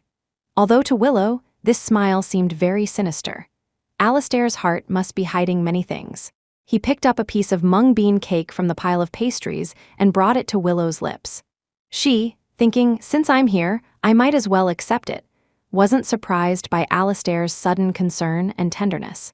Because when Alistair treated Diana Crestmont, he was indeed such a gentle man. Willow habitually took a small bite. Only after finishing the mung bean cake did Willow pick up the cup of milk and take a sip. Suddenly, someone walked in, dressed in black. He opened his mouth, intending to say something, but upon seeing Willow, he abruptly held back. Alistair noticed his subtle reaction and shot him a piercing glare. The man trembled violently, thought for a moment, and said, Miss Crestmont said she's coming to see you today. Let her come. Alistair continued to meticulously clear the table, even glancing at Willow's expression at this moment. Yes. Seeing no change in Willow's expression, Alistair also showed no outward difference. Alistair's suffocating aura from just now completely vanished. He smiled relaxedly, the corners of his mouth turning up, as if nothing had happened. Want to go for a walk? But this smile, it would be better if he didn't smile. A naturally unfeeling person, when smiling, still made Willow feel that this smile was actually meant for Diana. Okay. Willow's gaze met Alistair's eyes. Alistair only felt his smile was very clean. Come, I'll carry you to the wheelchair. Although Willow smiled faintly and wrapped her arms around Alistair's neck, it felt as if she were being held by a man made of ice, only able to feel endless cold. Alistair, on the contrary, felt as if he were holding a warm stove, making him feel very eager and satisfied. He gently, slowly placed Willow in the wheelchair and pushed her to the garden behind the villa. Birds sang, flowers bloomed in profusion, full of life. A fresh fragrance danced with the wind, gradually filling the air, brushing past Alistair's eyes and brushing past Willow's nose. In Willow's memory, the backyard of the villa had never had any flowers or plants. She looked up at Alistair. When did you plant these flowers? Alistair countered. Why don't you think about when you last came to this backyard? Willow was instantly rendered speechless, smiling bitterly. Right, the last time she saw this backyard was when she had just met Alistair. For many years after, Alistair hadn't allowed her into this garden. It seems so long ago, I've forgotten. Chapter 17. So, what did Alistair Knight mean by bringing her here now? Before long, Willow Nightingale heard a voice from the living room, calling Alistair's name. It was Diana Cressmont. The butler led Diana to the backyard. Upon seeing Alistair and Willow together, Diana's face instantly darkened. What is she doing here? Willow shrugged. It's not like I volunteered to be an eyesore in front of you. Her smile was clearly bright, but there was no warmth in her eyes. Diana quickly understood Willow's meaning and turned her gaze to Alistair. Alistair, why did you suddenly bring her home and bring her to our secret garden? Secret garden? So, Alistair had specially prepared it for Diana. She knew it. Alistair looked at Diana, his eyes for the first time devoid of warmth, as if blaming, more like questioning. But have you cared about me all these years? This secret garden, do you still remember it? This was their childhood promise. When Diana returned, Alistair had told her their childhood secret code. Unfortunately, Diana didn't remember it at all. Diana's face showed some embarrassment. Being exposed by Alistair like this didn't feel good. She stood there, not knowing how to continue talking to Alistair. Willow sat there, feeling somewhat redundant. Just as she was about to say she wanted to go back to her room, she heard Diana, still with some audacity, begin to question Alistair. Then, what do you mean by bringing Willow Nightingale here now? She's Julian Astor's woman now, aren't you afraid? Alistair curled his lip. What do you think I would be afraid of? Watching Diana, who didn't understand him at all, ask one thoughtless question after another, Alistair gradually couldn't hide his inner anger. He took out his phone from his pocket and showed Diana a photo. It was a photo of a man. The person in the photo looked very sunny, like a boy next door. When Diana saw it, her lips turned white with nervousness. Alistair, seeing Diana like this, was not surprised. You do things so sneakily. If I hadn't investigated so deeply, I wouldn't have known you even had a boyfriend abroad. Willow was astonished. After all, Diana had previously said that as long as she left, Diana would stay in the country. But looking at it this way, Diana seemed to be enjoying the love and money of these three men here, while being lovey-dovey with another man. Diana bit her lip, not knowing how to explain. This matter had already been exposed. If she tried to explain further, no one would believe her anymore. Willow didn't want to fan the flames at this moment, but under such circumstances, if she didn't say a few words, her heart wouldn't be at ease. You're even worse than me treating them as substitutes. You're directly treating them as tools, ATMs, huh? As soon as these words were spoken, Alistair's face turned very ugly. Diana, noticing this, directly snapped at Willow to shut up. Willow had no intention of retorting, but Alistair, to protect Willow, said to Diana in a warning tone, Diana, watch your words. Diana, seeing the matter exposed and caring about nothing else, then seeing Alistair defending her substitute, began to laugh. Alistair, you haven't fallen for this substitute, have you? Right, she must have taken good care of you. It's not that I'm calling you stupid, but the reason I didn't come back from abroad was precisely because I didn't want to face the three of you, right? Anyone with a brain could have figured that out. Chapter 18, I really don't understand. But at first, I thought Willow Nightingale was so good to you all because she lacked money, or perhaps she genuinely liked one of you. Diana Cressmont curled her lip into a cold sneer, looking at Alistair Knight as if he were a pitiable wretch. I never expected. Willow is crazier than any of you. She actually used the three of you as a substitute for Julian Astor alone. Indeed, only madmen stick with madmen. Alistair shot Diana a fierce glare and called for the butler to take this madwoman away. Diana snorted. No need, I can walk myself. After such a huge misunderstanding, Willow Nightingale sat there, having watched a good show. Seeing Alistair say nothing after Diana left, she didn't bother to ask any pointless questions. Willow watched the butterflies flitting above the flowers, lost in thought. Alistair, seeing Willow dazed, curiously asked, What are you thinking about? I'm thinking, when will you let me out? Willow's words were calm, without a hint of anger or pleading, as if discussing a very ordinary matter. Alistair paused for a moment, then walked over and squatted down in front of Julian, his eyes smiling. I want you to stay by my side. Isn't that good? Before, didn't you do anything to stay by my side? Willow looked down at Alistair. Before was before. At that time, I thought Julian was dead. In my despair, I saw the three of you, and it was as if Julian had returned. You were my only thought of Julian. And now that Julian is back, I naturally no longer need you to pass the time. Alistair stood up, bending over Willow. His facial expression stiffened slightly, looking down at her. The sinister glint in his eyes mixed with pity, yet it was impossible to discern his thoughts. He pinched Willow's chin. "Willow Nightingale, you think you can come and go as you please? Do you think all I want is to imprison you?" As he spoke, his face gradually drew closer to Willow's, his gaze fixed on her cherry-like lips. Finally, he gently kissed them, as light as a dragonfly alighting on water. Willow had no time to dodge and was also surprised by Alistair's sudden action. And this time, Willow's reaction to the kiss was not happiness, nor shyness. Her first reaction was to wipe her lips with her hand in disgust. Seeing this, Alistair became angry. He straightened up, staring intently at Willow, as if wanting to see right through her. "What I want is not your promise not to leave here. What I want is to hear you say you will never leave me." Willow understood these words. That is to say, what he still wanted was the toy that was at his beck and call, not a living person. "You think I won't agree to you, so you chose to imprison me." Willow didn't deliberately avoid Alistair's gaze, but met it head-on. This wasn't a question, it was a statement. Chapter 19, Alistair Knight seemed somewhat happy and satisfied, smiling.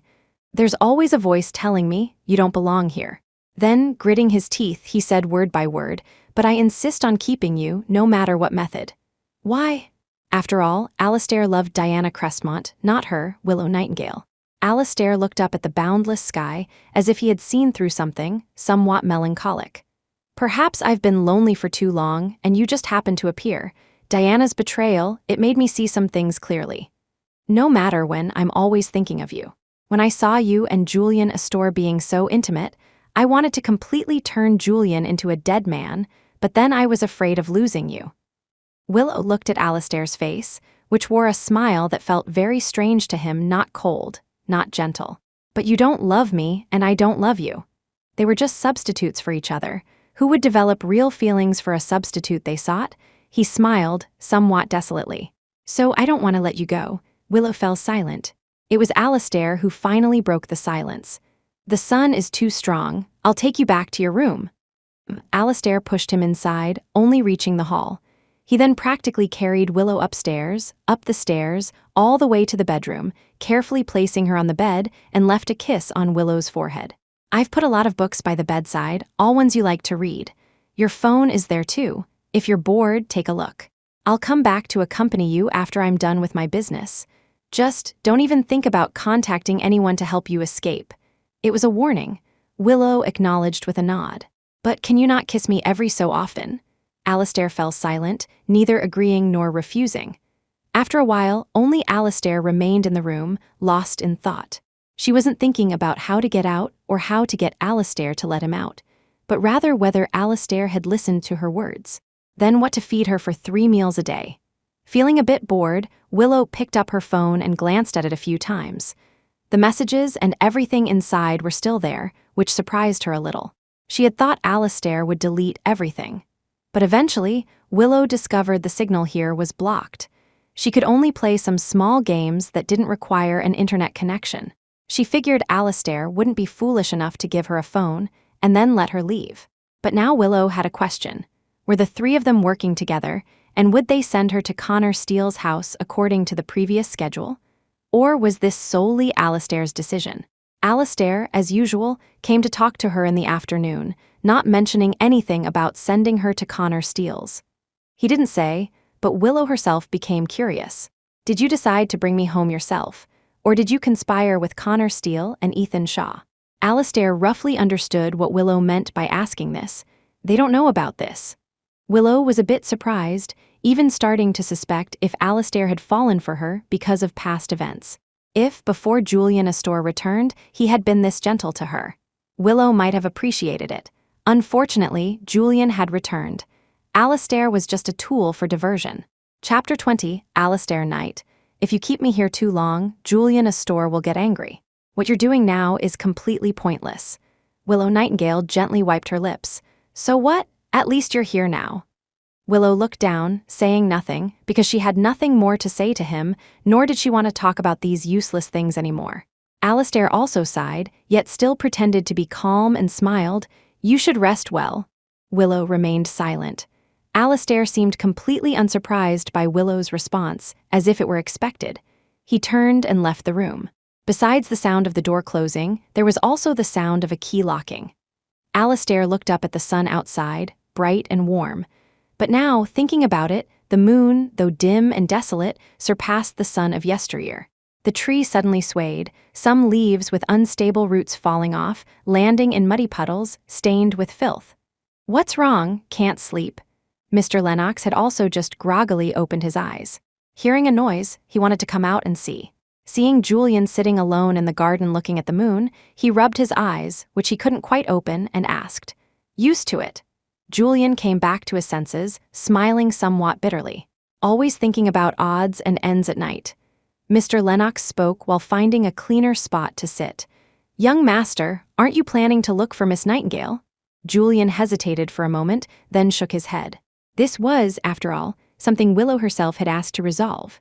He really wanted to interfere. "With Willow around, I can sleep soundly." He turned to look at Mr. Lennox, saying earnestly, "But now I have no desire to sleep at all. My mind is full of past memories."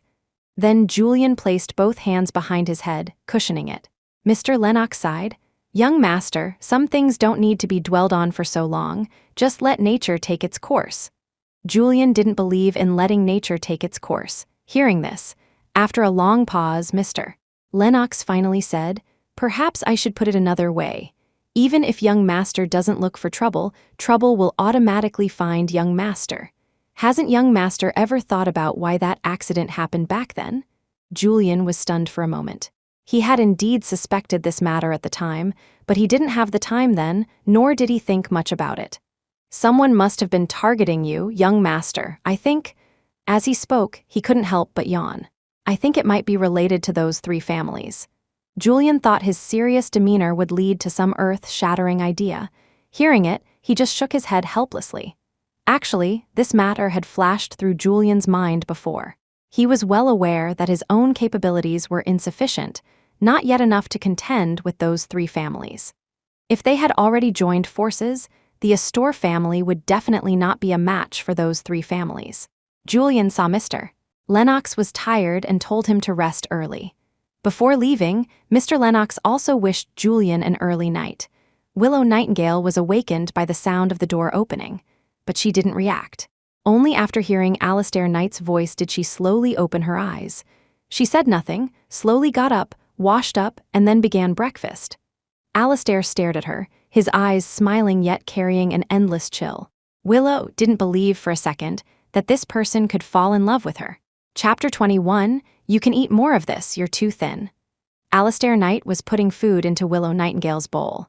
Seeing this, Willow couldn't help but complain internally, who was it that didn't give her food back then? Willow sighed inwardly, then smiled. He put down his chopsticks, pulled a napkin from the table, wiped his hand, then slowly raised it to brush Willow's cheek. "There's a grain of rice." But he didn't immediately withdraw his hand. After brushing her cheek, it slowly touched Willow's thin lips. He gently caressed them, his gaze never leaving Willow's lips and teeth. Connor Steele and Ethan Shaw, who had just come to find Alistair, happened to witness this scene. Yet they were subjected to an inexplicable emotional torment. Willow turned her face away. Alistair's hand, having missed, paused in mid-air for half a second, then he withdrew it as if nothing had happened. He glanced at Willow twice and said, "I originally didn't believe in love developing over time." Then he paused, turned around, and after a long while, "But now it seems I was too confident." Willow smiled bitterly. "Alistair?" she called out softly. Alistair, however, heard it like a clap of thunder. He was stunned for a moment, but then smiled silently. Willow looked at Alistair steadfastly and said, "It's not love developing over time. You just feel that I, this plaything, approached you with a purpose, and you're simply unwilling to accept it." "Oh," Alistair raised an eyebrow, the corners of his mouth slightly upturned. He approached him step by step. "So that's how you see my feelings for you? Willow, I will prove to you that his love for you doesn't compare to even half of mine." Their eyes met. The early morning sun hung in the sky, making her eyes a little dizzy. She vaguely saw Connor Steele and Ethan Shaw standing at the door and reminded Alistair with a smile, "You have guests." Only then did Alistair turn around and find the two of them standing at the door. Connor Steele and Ethan Shaw simultaneously locked their gazes on Willow's feet. Willow originally wanted to explain slightly, but Alistair called her out. Connor Steele looked at Alistair, his eyes dark. "You brought Willow Nightingale home. When Diana Crestmont told me, I didn't believe it." Alistair smiled. "Well, Diana only dared to pull such stunts afterwards. If I had discovered earlier that she was insincere, that she was such a woman, how could I possibly have had feelings for her?" Ethan Shaw and Connor Steele fell silent upon hearing this, because they too could not have said such things to someone who clearly didn't like them, and even waited so long, only to receive such terrible news. Connor Steele now appeared much calmer than Ethan Shaw. Ethan's hand already had veins bulging, looking as if a fight might break out any second. "Then you brought Willow home without telling us, what do you mean?" Alistair didn't beat around the bush, directly saying, "Because I think I've fallen for Willow." As soon as these words were spoken, both Connor and Ethan looked at Alistair with stunned expressions. Indeed, Willow was the only one who cared about Connor, and also the one who had once risked her life for Ethan. Unfortunately, all that genuine affection was only because they shared similarities with Julian Astor, which in turn earned a bit of Willow's affection. If not for this connection, Willow certainly wouldn't have done so much for them. Clearly, Alistair was the most unfeeling one, but now, Alistair seemed to be the one who couldn't see through it, couldn't let go. Even when seeing Willow and Julian together, there was hatred and a sour feeling in their hearts. But at least they knew that no matter what they did, they couldn't change Willow's final choice. Chapter 22, Ethan Shaw also hated. He wished he could take out Willow Nightingale's heart to see what kind of heart it was, to be so mad as to endure such great pain for a man. He also wanted to ask if the words Willow had said to each of them before were sincere. Willow looked at the three of them standing genuinely before her, still somewhat shaken. After all, it had only been within 3 days since the last time. She frowned slightly, silent for a moment. "I told you before I was with you only because of Julian. So, the things I said before, I definitely said them because I could grasp each of your vulnerable points. As for those paintings and gifts, if you like them, you can keep them. But if you don't, it's better to throw them away." Willow slowly stood up. The injury on her ankle had mostly healed. She just limped slightly when she walked. Is what I said clear enough? This was the first time she had seen such emotions as grief in the eyes of Alistair Knight, Connor Steele, and Ethan Shaw. Alistair, however, remained obstinate. "Do you think you can leave?" Willow also answered Alistair directly. "Do you think you can keep me trapped for long?" "Yes, if the heart isn't here, even if the body is, it doesn't count as having kept her. If not for hurting Willow would make her angry. If not for being unable to act against Julian Astor. If not for them caring too much about Willow's thoughts and opinions. Perhaps the three of them would have long ago resorted to their usual methods. Willow's indifference was completely different from before. Alistair even started making extremely unreasonable demands of Willow. "Willow, go back to how you were before. I will definitely treat you well and won't do anything to hurt you again." This request sounded absurd even to Connor Steele and Ethan Shaw. "Alistair, what nonsense are you talking?" It said that seemingly unfeeling people, once they commit to someone, become deeply affectionate. And seemingly affectionate people are actually the most unfeeling kind. Alistair, had he truly developed other feelings for her? Or perhaps all three of them had developed feelings, but just hadn't shown them. Otherwise, if they had acted according to their previous methods, she would probably be drenched in blood by now. And she wouldn't have just sprained her ankle and be living in such a nice place, even able to defy Alistair's wishes and still have plenty to eat. Willow looked at them. "We all had our own purposes. Now that the purpose has been achieved, we should naturally part amicably. Alistair, if you insist on keeping me trapped with you, I would rather die." The words she spoke sounded neither light nor heavy, but they cut Alistair's heart deeply several times. He found it hard to believe. Just staying here, accompanying him, she was unwilling, even resorting to threatening death. Willow said, "When you liked Diana Crestmont before, you were indeed much crazier than I imagined. But you need to know, you three aren't the only crazy ones." They had almost forgot. The one who had been abused in turns by the three of them, and bullied, was Willow. Even so, she had persisted in staying by their side. Things that madmen do are very extreme. Alistair looked at Willow, clutching his aching heart, and asked once more, "Willow, are you really not going to consider it?" Chapter 23, she calmly shook her head. "I love Julian Astor more than you all loved Diana Cressmont. That's why I did things others couldn't do, just to stay by your side, and also just to see Julian's shadow." Alistair Knight still wanted to say something but hesitated, thinking of how she had wiped her lips with utter disgust when he kissed her, how she recoiled with aversion at his touch. His heart throbbed with pain. After a long time, no one spoke. Willow Nightingale looked at the three of them and said faintly, "We can be friends, but only on the condition that you let me go." After saying this, Willow walked towards the door. Alistair originally needed to stop her, but was forcibly restrained by Connor Steele and Ethan Shaw. If they hadn't considered Willow's feelings, if they hadn't cared about Willow's thoughts, they could have treated Willow just like before. Unfortunately, during the time Willow was away, things gradually changed. The three of them, instead, fell into a passive position, completely unable to take the lead anymore. Willow walked out of Alistair's villa that easily. The moment she stepped out, a car pulled up in front of her. The person rolled down the window, a head poking out from inside. Seeing it was Julian Astor, Willow was so happy she forgot about the injury on her leg and directly hopped into Julian's car with joy. The three men inside the villa all noticed the commotion. Seeing Willow smiling as she got into Julian's car, they finally felt the disparity.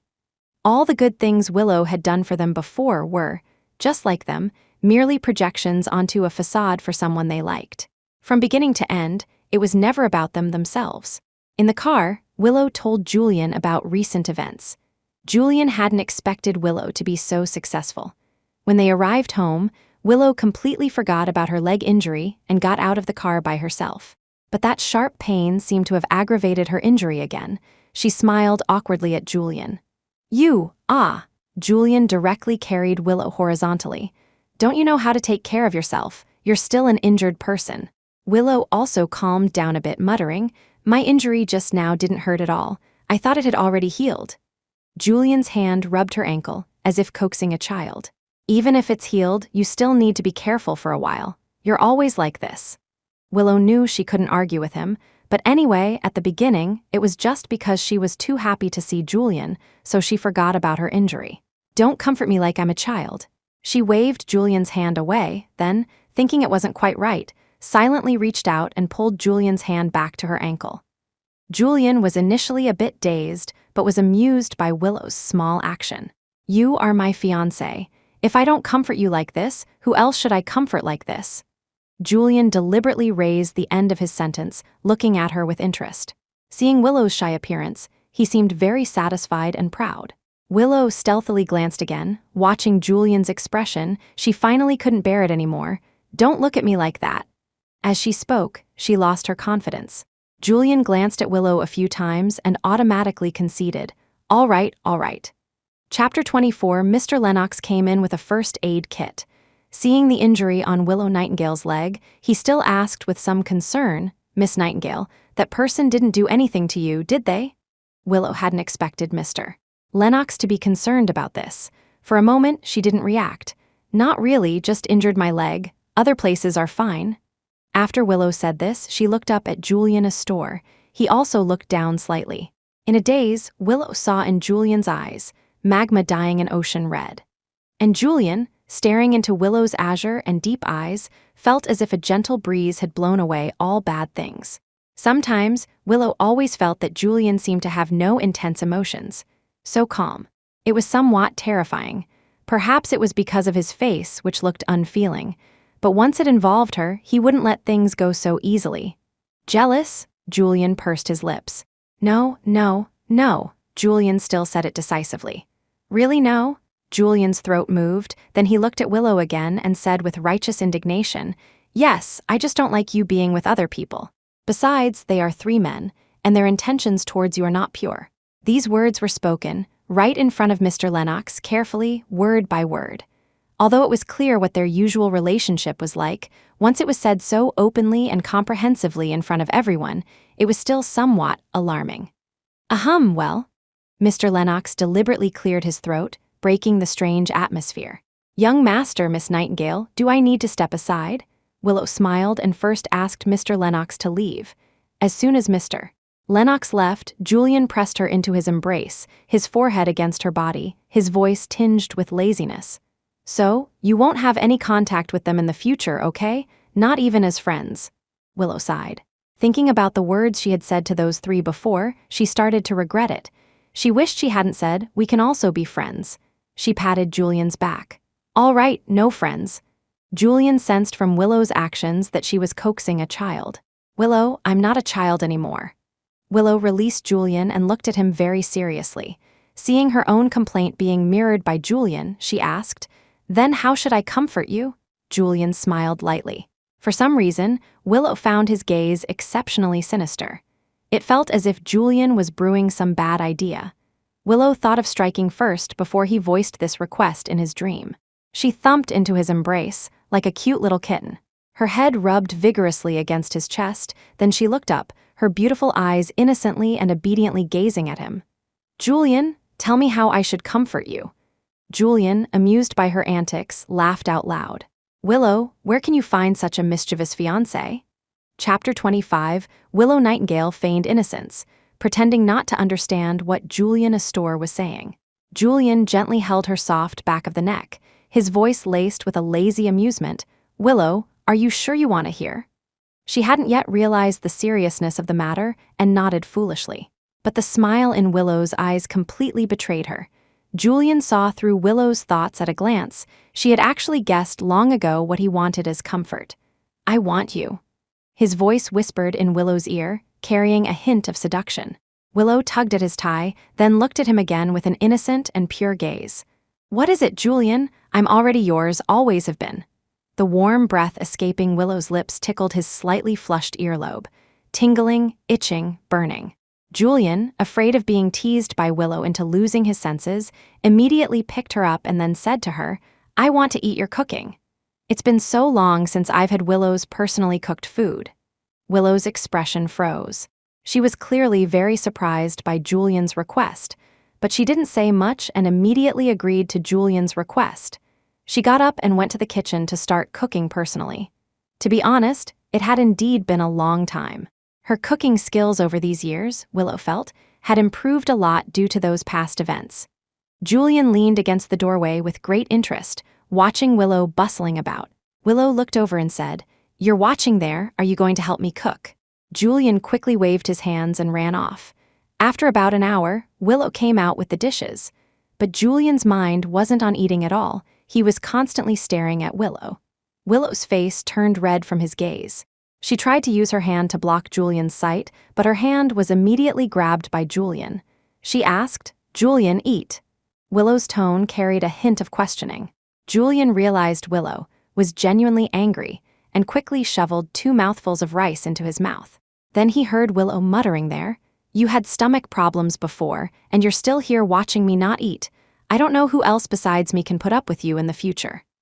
Julian heard every word of this clearly and then responded very seriously. "It's enough that Willow likes me, that Willow takes care of me. I don't want anyone else." Willow shook her head. "You should eat quickly." As they ate, Julian said to Willow, "After your leg is better, where do you want to go play? We haven't gone on a honeymoon together for so long. I want a world just for the two of us."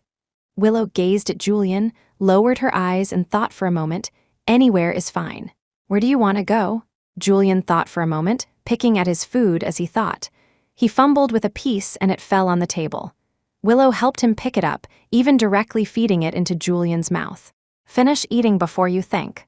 Chapter 26. In the evening, Julian Astor held Willow Nightingale as they watched the sunset.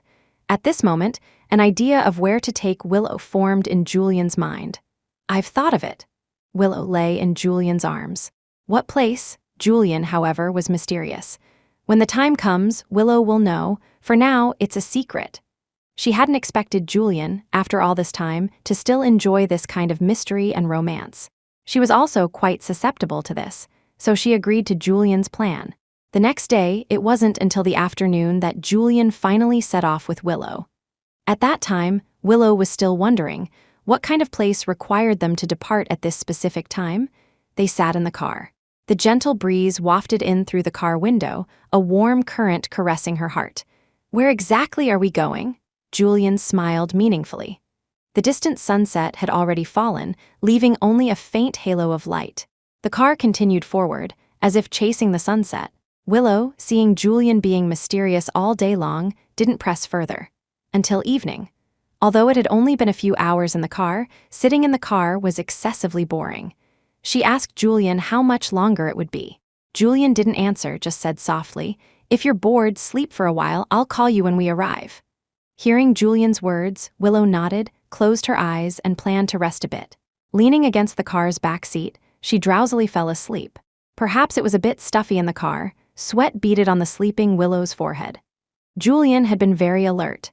He squinted slightly, raised his hand to stroke her flushed face, his thumb gently brushing past her lips, his voice soft, low, and deep. Willow, during those years of treatment abroad, although he had thought of not burdening Willow and thus hadn't told her the news. But those days, for Julian, were the most torturous. When he was first rescued, he was practically unrecognizable, with hardly any good flesh left on his body. Everywhere there were fractures and burns, and he had been in a coma for nearly 5 months. During those 5 months, Julian remembered being trapped in a dark place. He could hear doctors saying his injuries were very severe. Even if he luckily survived, he might become a vegetable. Because the injuries were too severe, he had lost too much blood, and his cranial nerves had also suffered some compression and damage. Julian was trapped in the darkness day after day, feeling as if each day was a century. He had already lost his way, not knowing when he would be able to wake up. Perhaps at the very beginning, Julian still had hope for life, always thinking that even as a vegetable, there was still a possibility of recovery. But later, in this darkness, Julian gradually lost his direction. It was just that, at some point, Julian heard someone mention Willow Nightingale. Perhaps it was just that one sentence, one name, that suddenly brought light to Julian's eyes. At this moment, Julian had only one thought in his mind. He wanted to see Willow. He wanted to see the person he loved. Driven by this belief, Julian finally woke up from the darkness. The moment he woke up, he felt that no part of his body was good. His whole body ached. His limbs were completely out of his control. Chapter 27, the doctor, seeing Julian Astor wake up solely through his own willpower, was also very shocked. A friend who had been staying with Julian at the company abroad, and who had been by his side, immediately asked how he felt after seeing Julian wake up. Julian had just woken up. Having slept for so long, he had almost forgotten how to speak. His lips moved, but no sound came from his throat. Ian Linwood, seeing Julian wanted to say something but couldn't, began to guess what Julian wanted to say just by looking at his eyes. "Julian, are you looking for Miss Willow?" Julian blinked his eyes with all his might. But when Ian picked up the phone, intending to inform Willow of this, he saw Julian blink again, and a hint of struggle and sorrow could be vaguely seen in his eyes. Ian finally put down the phone. Only then did Julian stop his continuous blinking. He sat beside Julian's hospital bed and then asked, "Julian, you don't want Willow to see you like this. Although the chances of recovery are very small, you need to know, Miss Willow loves you very much. No matter what you become, Miss Willow will not give up on you." It was precisely because Julian knew Willow's character that he, after careful consideration, decided not to tell Willow about this. If his health never improved, he would only hold Willow back. He loved Willow, although he didn't want to see her with someone else, experiencing a future without him. But he especially didn't want to see Willow wasting her time by his side, seeing her sad. Ian Linwood was actually quite anxious for Julian. "Julian, Miss Willow is so beautiful. If the news of your death is confirmed, what if Miss Willow is snatched away by another man? Julian, would you really be okay with that?" What could he do if he wasn't okay? Besides, in his current state, giving her hope was better than giving her no hope at all. He was wrapped in many bandages, lying in the hospital bed. This situation continued for about several months. Only then did Julian gradually have those bandages removed. Although the scars on his body hadn't fully healed, they weren't as frightening as at the beginning. Ian came to see Julian as usual, bringing food and some news about Willow. But Ian kept the news about Willow clutched in his hand, somewhat reluctant to show it directly to Julian. After all, Julian's current psychological defenses were rather fragile, and he had persevered until now largely driven by the desire to see Willow. What if Julian found out that Willow was currently self-destructing? had found 3 men with features similar to Julian as substitutes, and was being bullied. What would Julian's mood be? Ian stood at the door of the hospital room, looking at Julian inside, who was sitting on the hospital bed looking out the window. Finally, he sighed and pushed the door open. Julian's pale, cold fingers gently rubbed together. Hearing the door open, he frowned slightly. When he turned his head, Ian saw a somewhat mournful look on Julian's face, his complexion almost bloodlessly pale. The physical pain Julian endured was already a great burden. Mentally, he bore the risks himself, while also worrying about how Willow was doing back home. Julian began to grow thinner day by day. Time to eat. Ian, seeing Julian like this, still decided not to tell him the news. But Julian saw what Ian was secretly hiding. He quickly guessed that it was very likely related to Willow. Ian, did you receive news and photos of Willow from back home? Chapter 28, Ian Linwood knew that no subtle change could escape Julian Astor's eyes. In the end, he picked out a few solo photos of her to show Julian. Has Willow been well this past year? Julian's voice was so hoarse that even Ian looked up at him when he heard it. This voice was dry and raspy, like that of an old man. Ian was thinking if he said Willow was doing well, Julian might give up the will to live. But if he told the truth, if he said she was doing very badly, would Julian's condition worsen? Seeing Ian hesitate for so long, Julian knew it definitely wasn't good news. Speak, I can take it. Ian sighed, but still chose not to conceal this matter any longer. After all, Julian also had the right to know the truth. He didn't show him the photos of Willow with Alistair Knight, Connor Steele, and Ethan Shaw, just planned to verbally give Julian a rough account of what had happened. After Miss Willow learned of your news, she was gloomy for a long time. Although she's been a bit better recently overall, Miss Willow is still constantly thinking about you. I don't know if it's true, but in the days after the funeral, Miss Willow even thought about suicide. His eyelashes were slightly damp. His pale, thin lips trembled for a few moments. In a daze, it made Julian feel that he was not just carrying his own life. Willow's life also seemed to be bound with his own. If he never appeared, what would Willow become? Didn't anyone try to persuade her? Julian's voice was so low it was like a whisper, making one feel inexplicably weary and heavy. Ian shook his head and sighed, saying to Julian, no matter what anyone said, Miss Willow didn't react at all. Only if you, Julian, perhaps say a few words, Miss Willow might listen. If Julian could, he too would want to return to Willow's side immediately. Unfortunately, this matter was not something he could decide on his own. He ate, occasionally stuffing his mouth full, his eyes filled with a watery mist, but he held back his tears. Ian, seeing both Willow and Julian suffering so much, still couldn't help but suggest that Julian could actually spread the news that he was still alive. At least Willow wouldn't be bullied by those 3 anymore. He knew what Julian was thinking. It was nothing more than fearing he would never get better and couldn't give Willow happiness.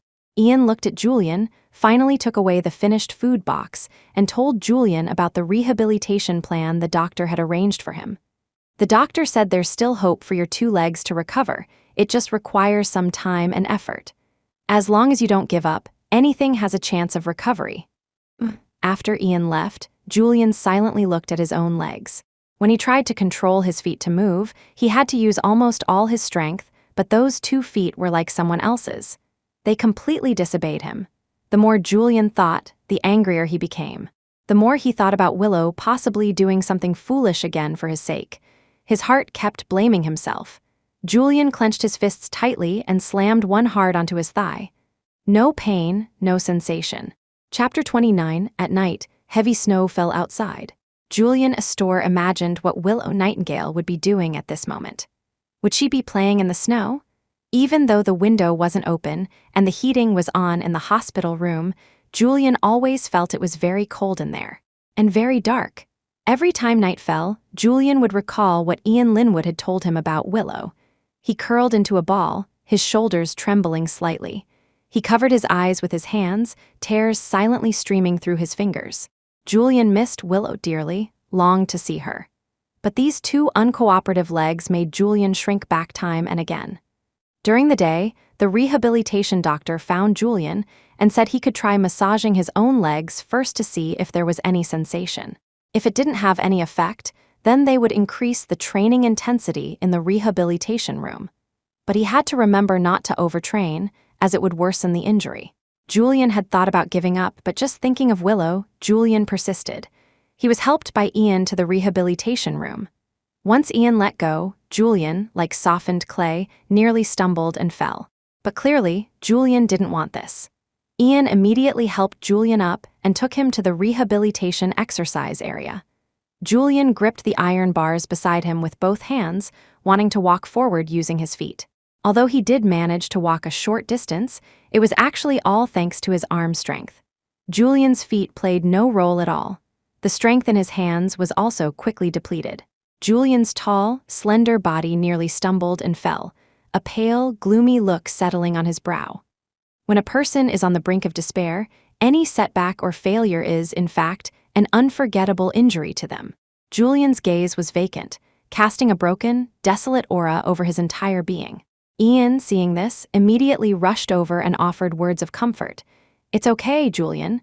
This is just our first try. It's normal not to see results the first time. We'll get there with more attempts." He was never a man of many words. Seeing the look in Julian's eyes truly frightened him. Julian's eye sockets were red, like a stagnant pond full of mud. He seemed not to have heard Ian at all, staring blankly ahead. After a short while, Julian stood up again, holding onto the iron bars, wanting to try once more. His arms, supporting himself on the iron bar, were already bulging with veins. Sweat beaded on Julian's forehead. Ian tried to dissuade Julian many times midway, telling him not to ruin his hands over his legs. But Julian just wouldn't listen. He kept training blindly, nothing but training. When things got out of control, Ian finally called the doctor. After the doctor forcibly took Julian back, Julian just sat on the hospital bed, dazed. When Ian left at night, he even wondered if Julian might suddenly do something foolish if he left. Time passed day by day. Julian would persist in doing rehabilitation training every day. But day after day passed, and Julian's feet still showed no signs of recovery. However, due to these few days of training, Julian's hands now also felt a numb pain. He slowly closed his eyes, moving his hands slightly. Julian's brow suddenly furrowed tightly, his pale, paper-like lips slowly pursing, as if enduring immense pain. Chapter 30, he felt as if his hands were now also starting to fail him, unable to let him persist any longer. During the day, when Ian Linwood came to the hospital room, he asked, "Why didn't you go to the rehabilitation room today?" Julian Astor turned his face away, remaining silent. Ian looked at Julian. Because he had always been very proactive in doing rehabilitation training before, and today he inexplicably didn't go, it must be because something bad had happened. He frowned, finally asking him, "Julian, are you injured somewhere?" Ian leaned closer. Julian, noticing Ian's movement, did nothing. He didn't give a clear answer to his words. It wasn't until Ian saw that the tendons on Julian's hands were all red that he gradually guessed the reason for this. Ian didn't confirm with Julian, but directly called the doctor. When the doctor was examining Julian's hands, Julian showed no significant emotional fluctuation. Mr. Astor's hands are suffering from muscle strain due to overuse, so it will hurt a bit when he exerts force. Before the injury fully heals, Mr. Astor should try to avoid using his hands and use less force. Ian nodded and asked the doctor to leave first. He wanted to blame him, but the words wouldn't come out. After all, in this matter, it wasn't as if Julian had voluntarily become like this. He thought, if he himself had become like this, he might not necessarily have done better than him. "You need to be more careful in the future. Take it slow, don't rush. I've asked someone to tell Mr. Lennox to take extra care of Miss Willow. Similar incidents to before shouldn't happen again." Only when Julian heard this sentence did his eyes flicker slightly. After idling in the hospital for about 2 more months, Julian started rehabilitation training again. However, clearly having learned his lesson from last time, Julian didn't train to death this time. Ian had been keeping an eye on Julian. Once he saw that the time requirement was met, he would let Julian rest. Gradually, Julian's body got into a better state. The season had also turned to summer, and the weather was gradually becoming hotter. Every time Julian finished his rehabilitation exercises, he would be drenched in sweat, and Ian would have to trouble himself to help wipe Julian's body. The injuries he had suffered before had almost healed, but his whole body was covered in scars, dents, and of varying depths.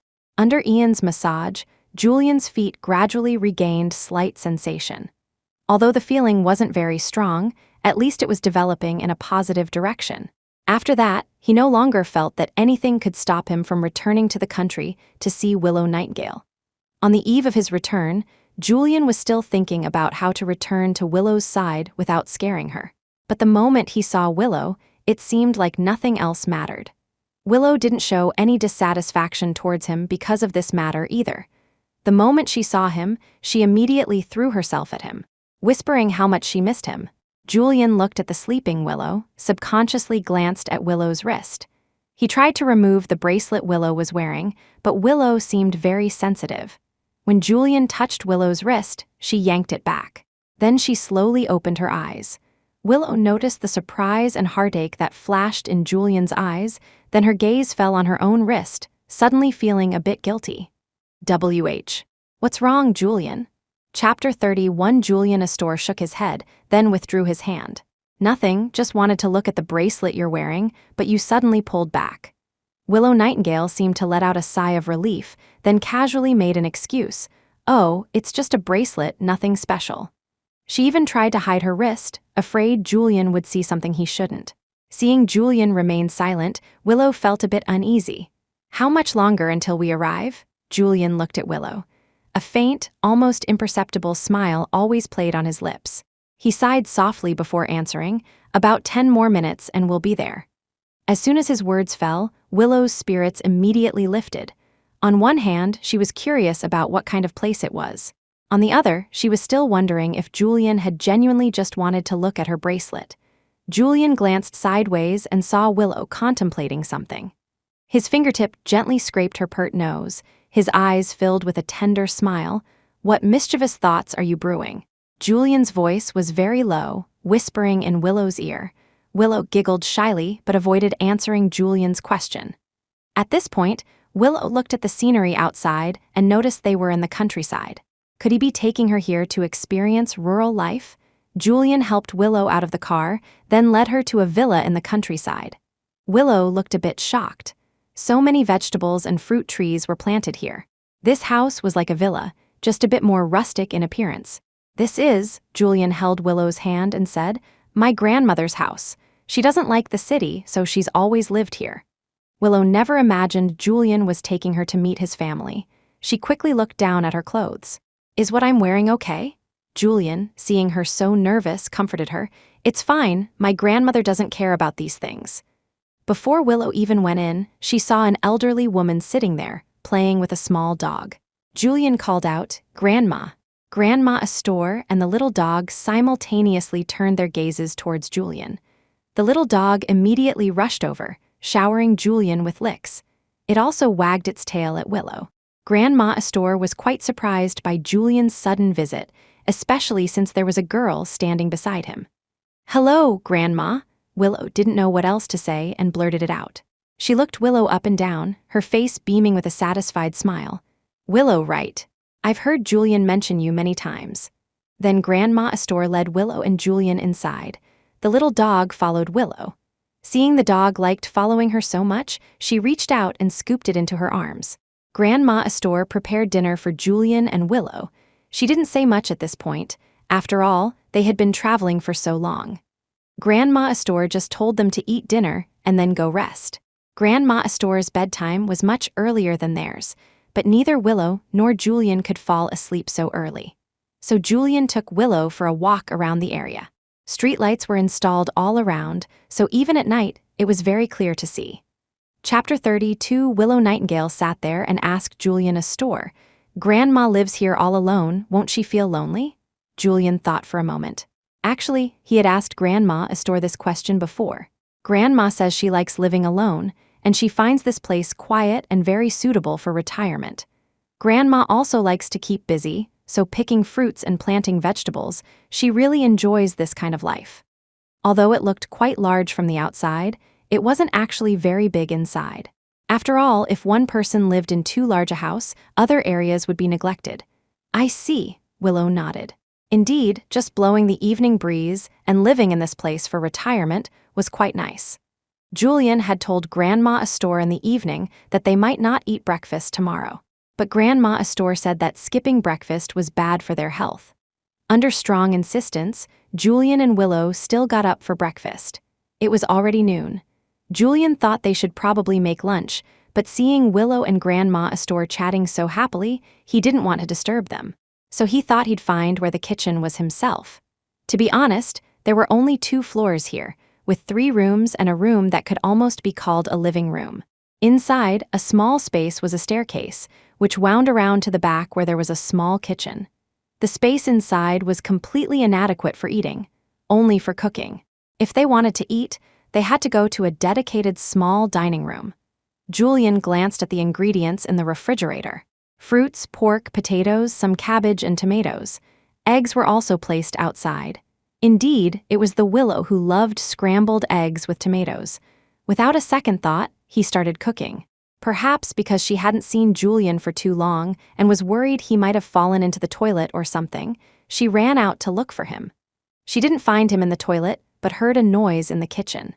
Before she even entered, she smelled the aroma of cooking. She came in and saw Julian stir-frying. "Why are you cooking?"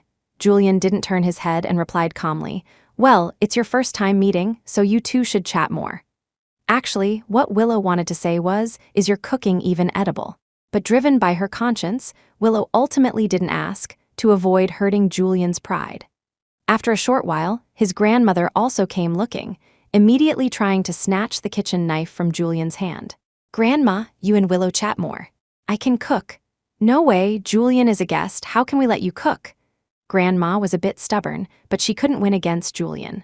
Willow, although a little embarrassed, felt Julian's reasoning was sound, so she could only go along with him, taking Grandma back to the living room to chat. Perhaps simply passing the time, in a small, quiet place, 2 or 3 people chatting is happiness. The afternoon was still long. Grandma took them to the vegetable patch opposite to pick vegetables, and there were a few ripe watermelons. Willow immediately picked one up and carried it back. They also picked a few loofahs and cucumbers. However, they were all a bit old. They kept the edible ones, and the inedible ones could be used as seeds. Nothing would be wasted anyway. The older generation always saved what they could and wasted nothing. Fishing, they didn't know how. Chapter 33. Grandma Astor also smiled and said she didn't know how to fish either. It used to be Julian Astor's grandfather who fished, but now, he was gone. The fishing gear had been left untouched. Willow Nightingale sometimes tried to fish, but unfortunately, the fish always bit off the bait without getting hooked. So Willow simply gave up. Julian said he could try. He ended up catching 5 fish. "Have you fished before?" Willow looked incredulously at the fish Julian had caught. She had tried many times without success. He, who had never fished before, caught so many on his first try. It felt somewhat unfair. No. Indeed, being handsome has its advantages everywhere. Whatever you do, things just flock to you. She had only seen fish rushing to escape, never fish rushing to their deaths. Willow squatted down, looking at the big fish jumping in the bucket, pointed and cursed. "Damn you, you stupid fish." Julian couldn't stop laughing. Watching Willow curse the fish, he increasingly felt Willow was an endearingly clumsy child. "You, ah." It felt as if the hustle and bustle of the human world were just some extra noise in their ears. It was better to stay in these deep mountains and forests, fishing, picking vegetables, leisurely basking in the sun listening to songs, just the 2 of them for a lifetime. If this life could pass by peacefully and simply, that would be wonderful. Julian cut some grass to feed the cow. Their fishing spot wasn't far from their home. Grandma called out from there, and both Willow and Julian heard her. But Willow told Julian to stay here and fish while she went to cut the grass. "Okay, Grandma." Willow wasn't very skilled at cutting grass. Her speed was a bit slow. Actually, in the evening, Willow was still a bit bored. Grandma was still asking Julian if he was bored. Willow wouldn't say anything in front of Grandma Astor. Julian shrugged indifferently, just saying with a bit of regret, "The only drawback is that I can't play games. Although the phone is good, the signal is bad." So every evening they watched TV, but the TV wasn't as convenient as Julian's. There were very few TV series they could watch. Only those war dramas were somewhat watchable for Julian. During the day, they picked vegetables and fished outside, helped Grandma with some chores, and soon it was the third day, the Mid-Autumn Festival. They woke up very early that day, set off at 7, and walked together to the town. It was already 8:30 when they arrived. Although it was a bit hot, they chatted and laughed along the way and didn't feel tired. The first goal was definitely to buy mooncakes. However, both Grandma and Willow were very frugal and wouldn't buy too many. But with Julian around, he casually swiped his WeChat Pay, and they always ended up buying a bit more. They also bought some vegetables, not too many, as Grandma couldn't eat too much by herself. "Don't you need to buy some snacks?" Julian looked at the bags of vegetables and mooncakes and some supplements, then glanced at Willow and asked. It wasn't his own money being spent, so Willow didn't need to save. "You're not going to save money for me, are you?" Julian, seeing no reaction from Willow, couldn't help but ask. "How could I?" Willow's eyes widened as she immediately retorted. Chapter 34, who didn't know Julian store was rolling in money. Being able to make Julian spend more was a way for Willow Nightingale to vent. After all, he had hidden the truth from her for so many years and was unwilling to trust her. This made Willow very unhappy. Now, spending money, every bit spent made her heart feel a bit lighter. "I'll go buy things right away." Julian's words might have been aimed at slimming down his own wallet, but money was just an external possession. Julian didn't care. If it made Willow happy, she could spend as much as she wanted, even all of it. When Willow returned with large and small bags, Grandma Astor was a bit surprised because she definitely couldn't eat so many things by herself. She immediately assumed Julian and Willow were planning to stay for a long time. But Julian indeed hadn't mentioned how long he planned to stay here, only bringing her to visit. While they were shopping, a light drizzle began to fall from the sky. Because it was quite light, they didn't pay much attention. They were caught in it for at least the whole journey. At that time, Julian had even draped his own clothes over Willow. The first thing Julian did when they got home was to tell her to take a hot bath. As a result, that evening, Willow still developed a fever. As night fell, Julian, after showering, climbed into bed, using his warm body to provide heat for Willow. Grandma Astor had just brought Willow some fever-reducing medicine, but now Willow's hands and feet were as cold as ice. Julian, his heart aching, held Willow's hands and feet, pressing them against her face, blowing warm air on them while holding her in his arms. He faintly began to regret if he had brought Willow home earlier, or if he had let Willow take shelter when it started raining. That would have been better. Julian's body trembled slightly in his arms. Willow had sweated too much cold sweat and was deliriously asking for water. He first released Willow's hand, got out of bed, and poured Willow a glass of hot water. Seeing Willow in a daze, showing no signs of waking up, Julian directly took a sip, bent down, and pressed his lips to hers, transferring the water. "What else do you need?" he asked. Willow seemed to be dreaming, intermittently murmuring Julian's name. Julian responded to every call, just to give Willow a sense of security. He looked at the cold sweat beading on her forehead, brushed aside Willow's dark hair, and gently wiped her forehead with a towel. "Julian!" Once again, he heard Willow calling his name. "I'm here." Julian caressed her eyelids with his index finger, faintly hearing different syllables coming from Willow's mouth. "I." Willow's eyelids were tightly shut, her brows knitted, her voice like a mosquito's hum. "I'm not well." He was surprised for a moment, seemingly not quite understanding what Willow meant. After pondering for a while, he whispered softly in Willow's ear. "What?" Julian coaxed him. "You're not unwell." Willow was the best person in the world. If it were anyone else, facing a lover who had been dead for so long, they probably wouldn't have kept wasting their time. "You are the best person in this world." This sentence seemed to have been heard by Willow. She closed her eyes and shook her head frantically. A tear even streamed from the corner of her eye. Willow mumbled, "I can't wait. For you, Julian, I want to find you." Chapter 35. Julian Astor listened carefully to every word Willow Nightingale uttered. His hand continuously soothed Willow, while also whispering in her ear, "You don't need to wait for me, Willow. I'm right here by your side." But at this moment, Willow suddenly couldn't hear Julian speaking anymore, constantly repeating what she wanted to say, "I can't wait anymore." Julian then guessed that Willow might be having a nightmare. Willow's consciousness was completely chaotic. The images in her mind were of past scenes, even going back to the day of Julian's memorial service. The pain of losing her beloved once again crept into Willow's heart. even though Julian was constantly comforting her by her ear now. It had no effect at all. "Julian, why did you abandon me all alone?" "I want." Julian's heart pounded wildly. He guessed that what Willow was saying was about the events after his plane crash. At this moment, he remembered what Ian Linwood had told him. Willow had even attempted suicide because of this incident. He hoarsely wanted to ask for the full story, to know what Willow was really thinking at that time. "Willow, what do you want?" Julian leaned completely over Willow's lips because this was related to Willow's past. He didn't want to miss a single word, a single syllable. Julian listened with rapt attention. Under the white light, Willow's lips trembled, dry and chapped. Mumbling incoherently, she uttered a reply. Suddenly, Julian heard clearly. Willow said, "I want to die." Julian's heart was fiercely pierced through. He froze on the bed. He took a long moment to recover before hugging Willow tightly again, stroking her back repeatedly. He wanted to calm Willow down, even if his palm grew hot from the friction, even if his own heart was already aching terribly, even if he himself was about to break down. Willow finally buried her face in his shoulder and fell fast asleep. Julian tucked Willow in, his hand trembling slightly as he took out her hand with the bracelet. When he saw the red scar hidden beneath the bracelet, he nearly cried out. A dull pain throbbed in his throat. Julian felt a burning sensation and a metallic taste in his throat.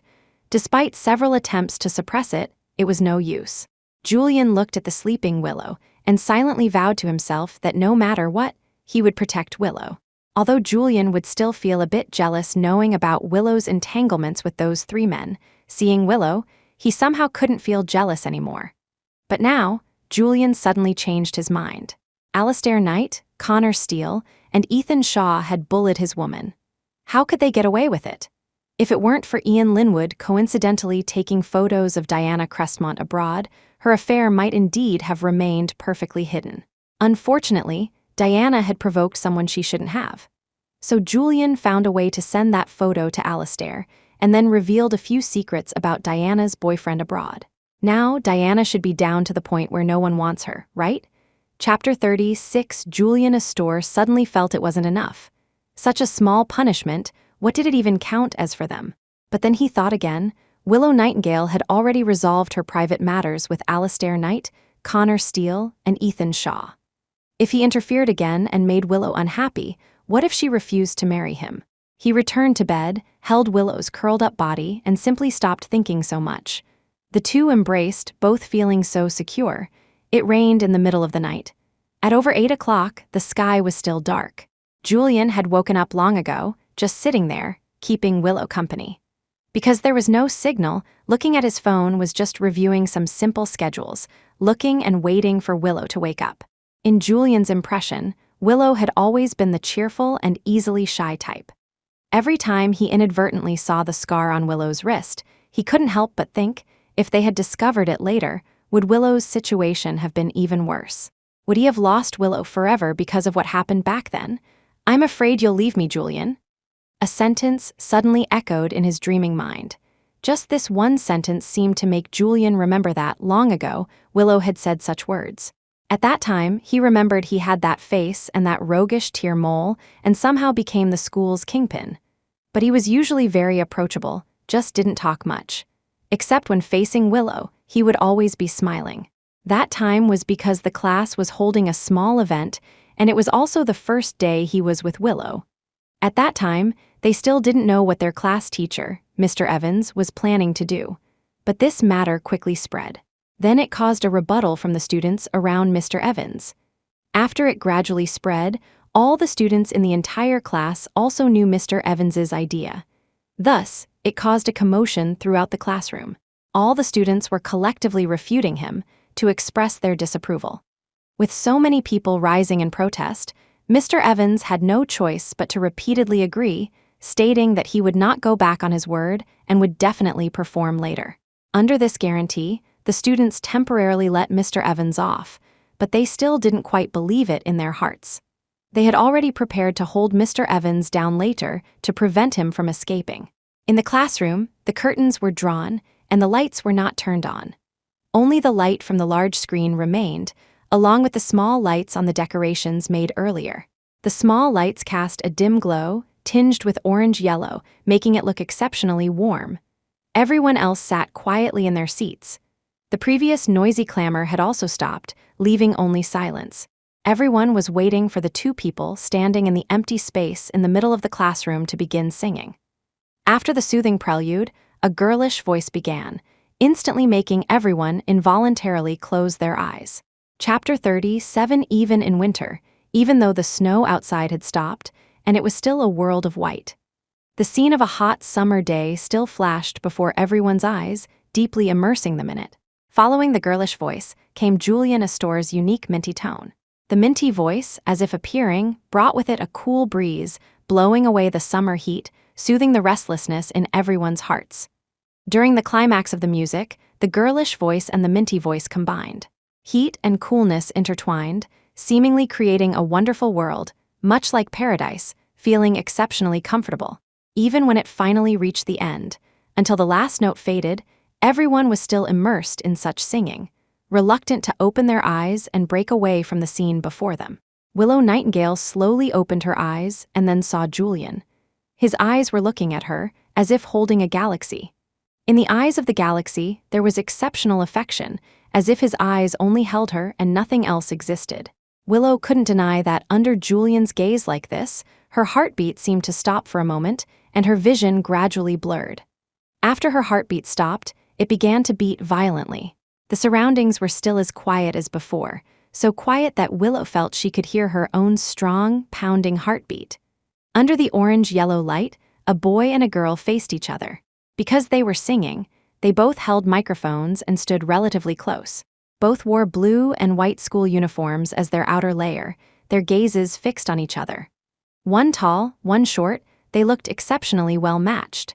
Their striking good looks also made them exceptionally pleasing to the eye, making one wish they would always stand together.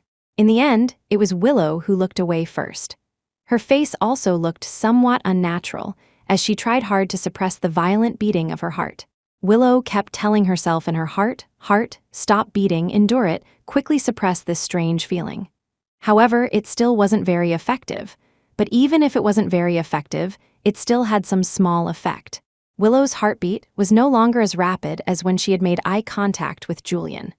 After looking away, it gradually slowed down. But this slowing down was only in comparison to the previous violent heartbeat. It had become much better now. However, compared to when she was calm, it was still quite a bit faster. "Ha ha!" Julian, seeing Willow lower her head like an ostrich, let out a laugh. His minty voice, tinged with a light chuckle, sounded tingly and pleasant, as if it could flow into one's heart, making one's heart itch. Willow was feeling this way now. She looked up, wanting to glare at Julian. However, after looking up, she saw Julian with a rare expression, not fitting his usual character, his face seemingly tinged with amusement. She felt a warmth in her chest, quickly lowered her head, and stopped looking at Julian. After Willow lowered her head, she realized that she had lowered her head so quickly just now, as if she were afraid of him. Although this was indeed the case, if Julian noticed it, she still felt, how could she face Julian when they were alone later? Chapter 38. But at this moment, asking herself to look up, Willow Nightingale didn't have the courage. After all, once she looked up, Willow felt her heart swell. This feeling was very unfamiliar. It was the first time Willow had encountered it, even if it wasn't particularly hard to accept. But it was still the first time, so it always felt strange. She couldn't adapt to it for a while, couldn't get used to it. However, even if she didn't dare to look up much, this didn't stop Willow from muttering under her breath at this moment to express her dissatisfaction. "What's so funny? What's there to laugh about?" Hearing this, Julian Astor laughed even more heartily. However, he also knew Willow was unhappy at this moment, but this didn't affect Julian's silent laughter. Plus, Willow had just lowered her head and couldn't see Julian's smile. So, after Willow finished speaking and didn't get a reply from Julian, nor did she hear his laughter. Only their breathing echoed in her ears.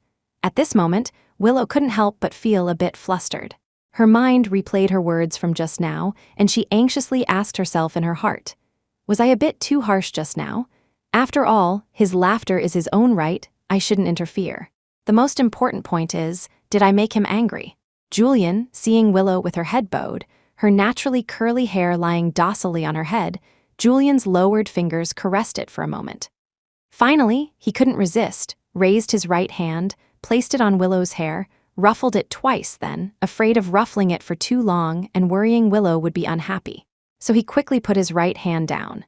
Willow was still feeling guilty and thinking about how to appease Julian when her head was suddenly pressed down.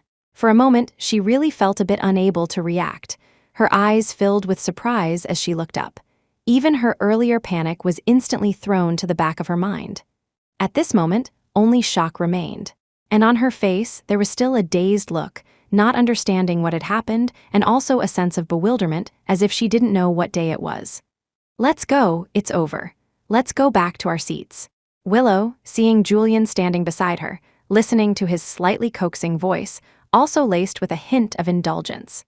Now, Julian Astor thought the easily blushing Willow Nightingale from before was really fun to tease.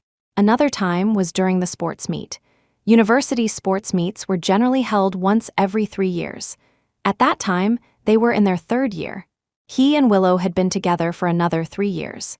At that time, he had signed up for the sprint, and Willow was beside him, acting as a cheerleader. At that time, Julian just said a few rather indulgent words, which made Willow blush. "Hot, stay away from me." After hearing this, Julian immediately had a mischievous idea. Chapter 39 Hot. Is it chemical heat, physical heat? Julian Astor deliberately pressed closer to Willow Nightingale. Or is it physiological? Willow bent down, standing about a meter away from Julian. "It's just hot from the sun." Willow's best friend had originally called a few girls over to bring them some water. Although this kind of exercise was a piece of cake, they still needed to put on a show. It was only when they got closer that they realized the 3 of them were completely redundant. The key was that Willow's best friend's intuition told her that the atmosphere between the 2 of them was not right. Could it be? "Hey, top student, school kingpin, what are you 2 talking about?" Willow, preoccupied with her shyness, hadn't noticed the 3 of them walking up beside them. She quickly replied, "Nothing." Her relationship with Julian wasn't public, but it could be considered semi-public. Because Julian always couldn't control himself and would often try to curry favor with Willow. Her best friend didn't buy Willow's act. "You must have talked about something, otherwise why would Willow be blushing?" She raised her head proudly, then suddenly leaned in and whispered, "I don't believe your nonsense. Tell me, what inappropriate things were you 2 talking about? Spill." Willow wouldn't let them know about this so easily. After all, it wasn't time yet to make this public. She had never thought about it, although both Julian and she very much wanted everything about the other to belong only to them. Unfortunately, neither of them was selfish. A bird has wings, it will fly sooner or later. Julian, seeing no reaction from Willow, had to be the one to explain. However, Willow, blushing and heart-pounding, indeed couldn't explain clearly. "Really nothing, just too hot. Miss Top Student here got overheated.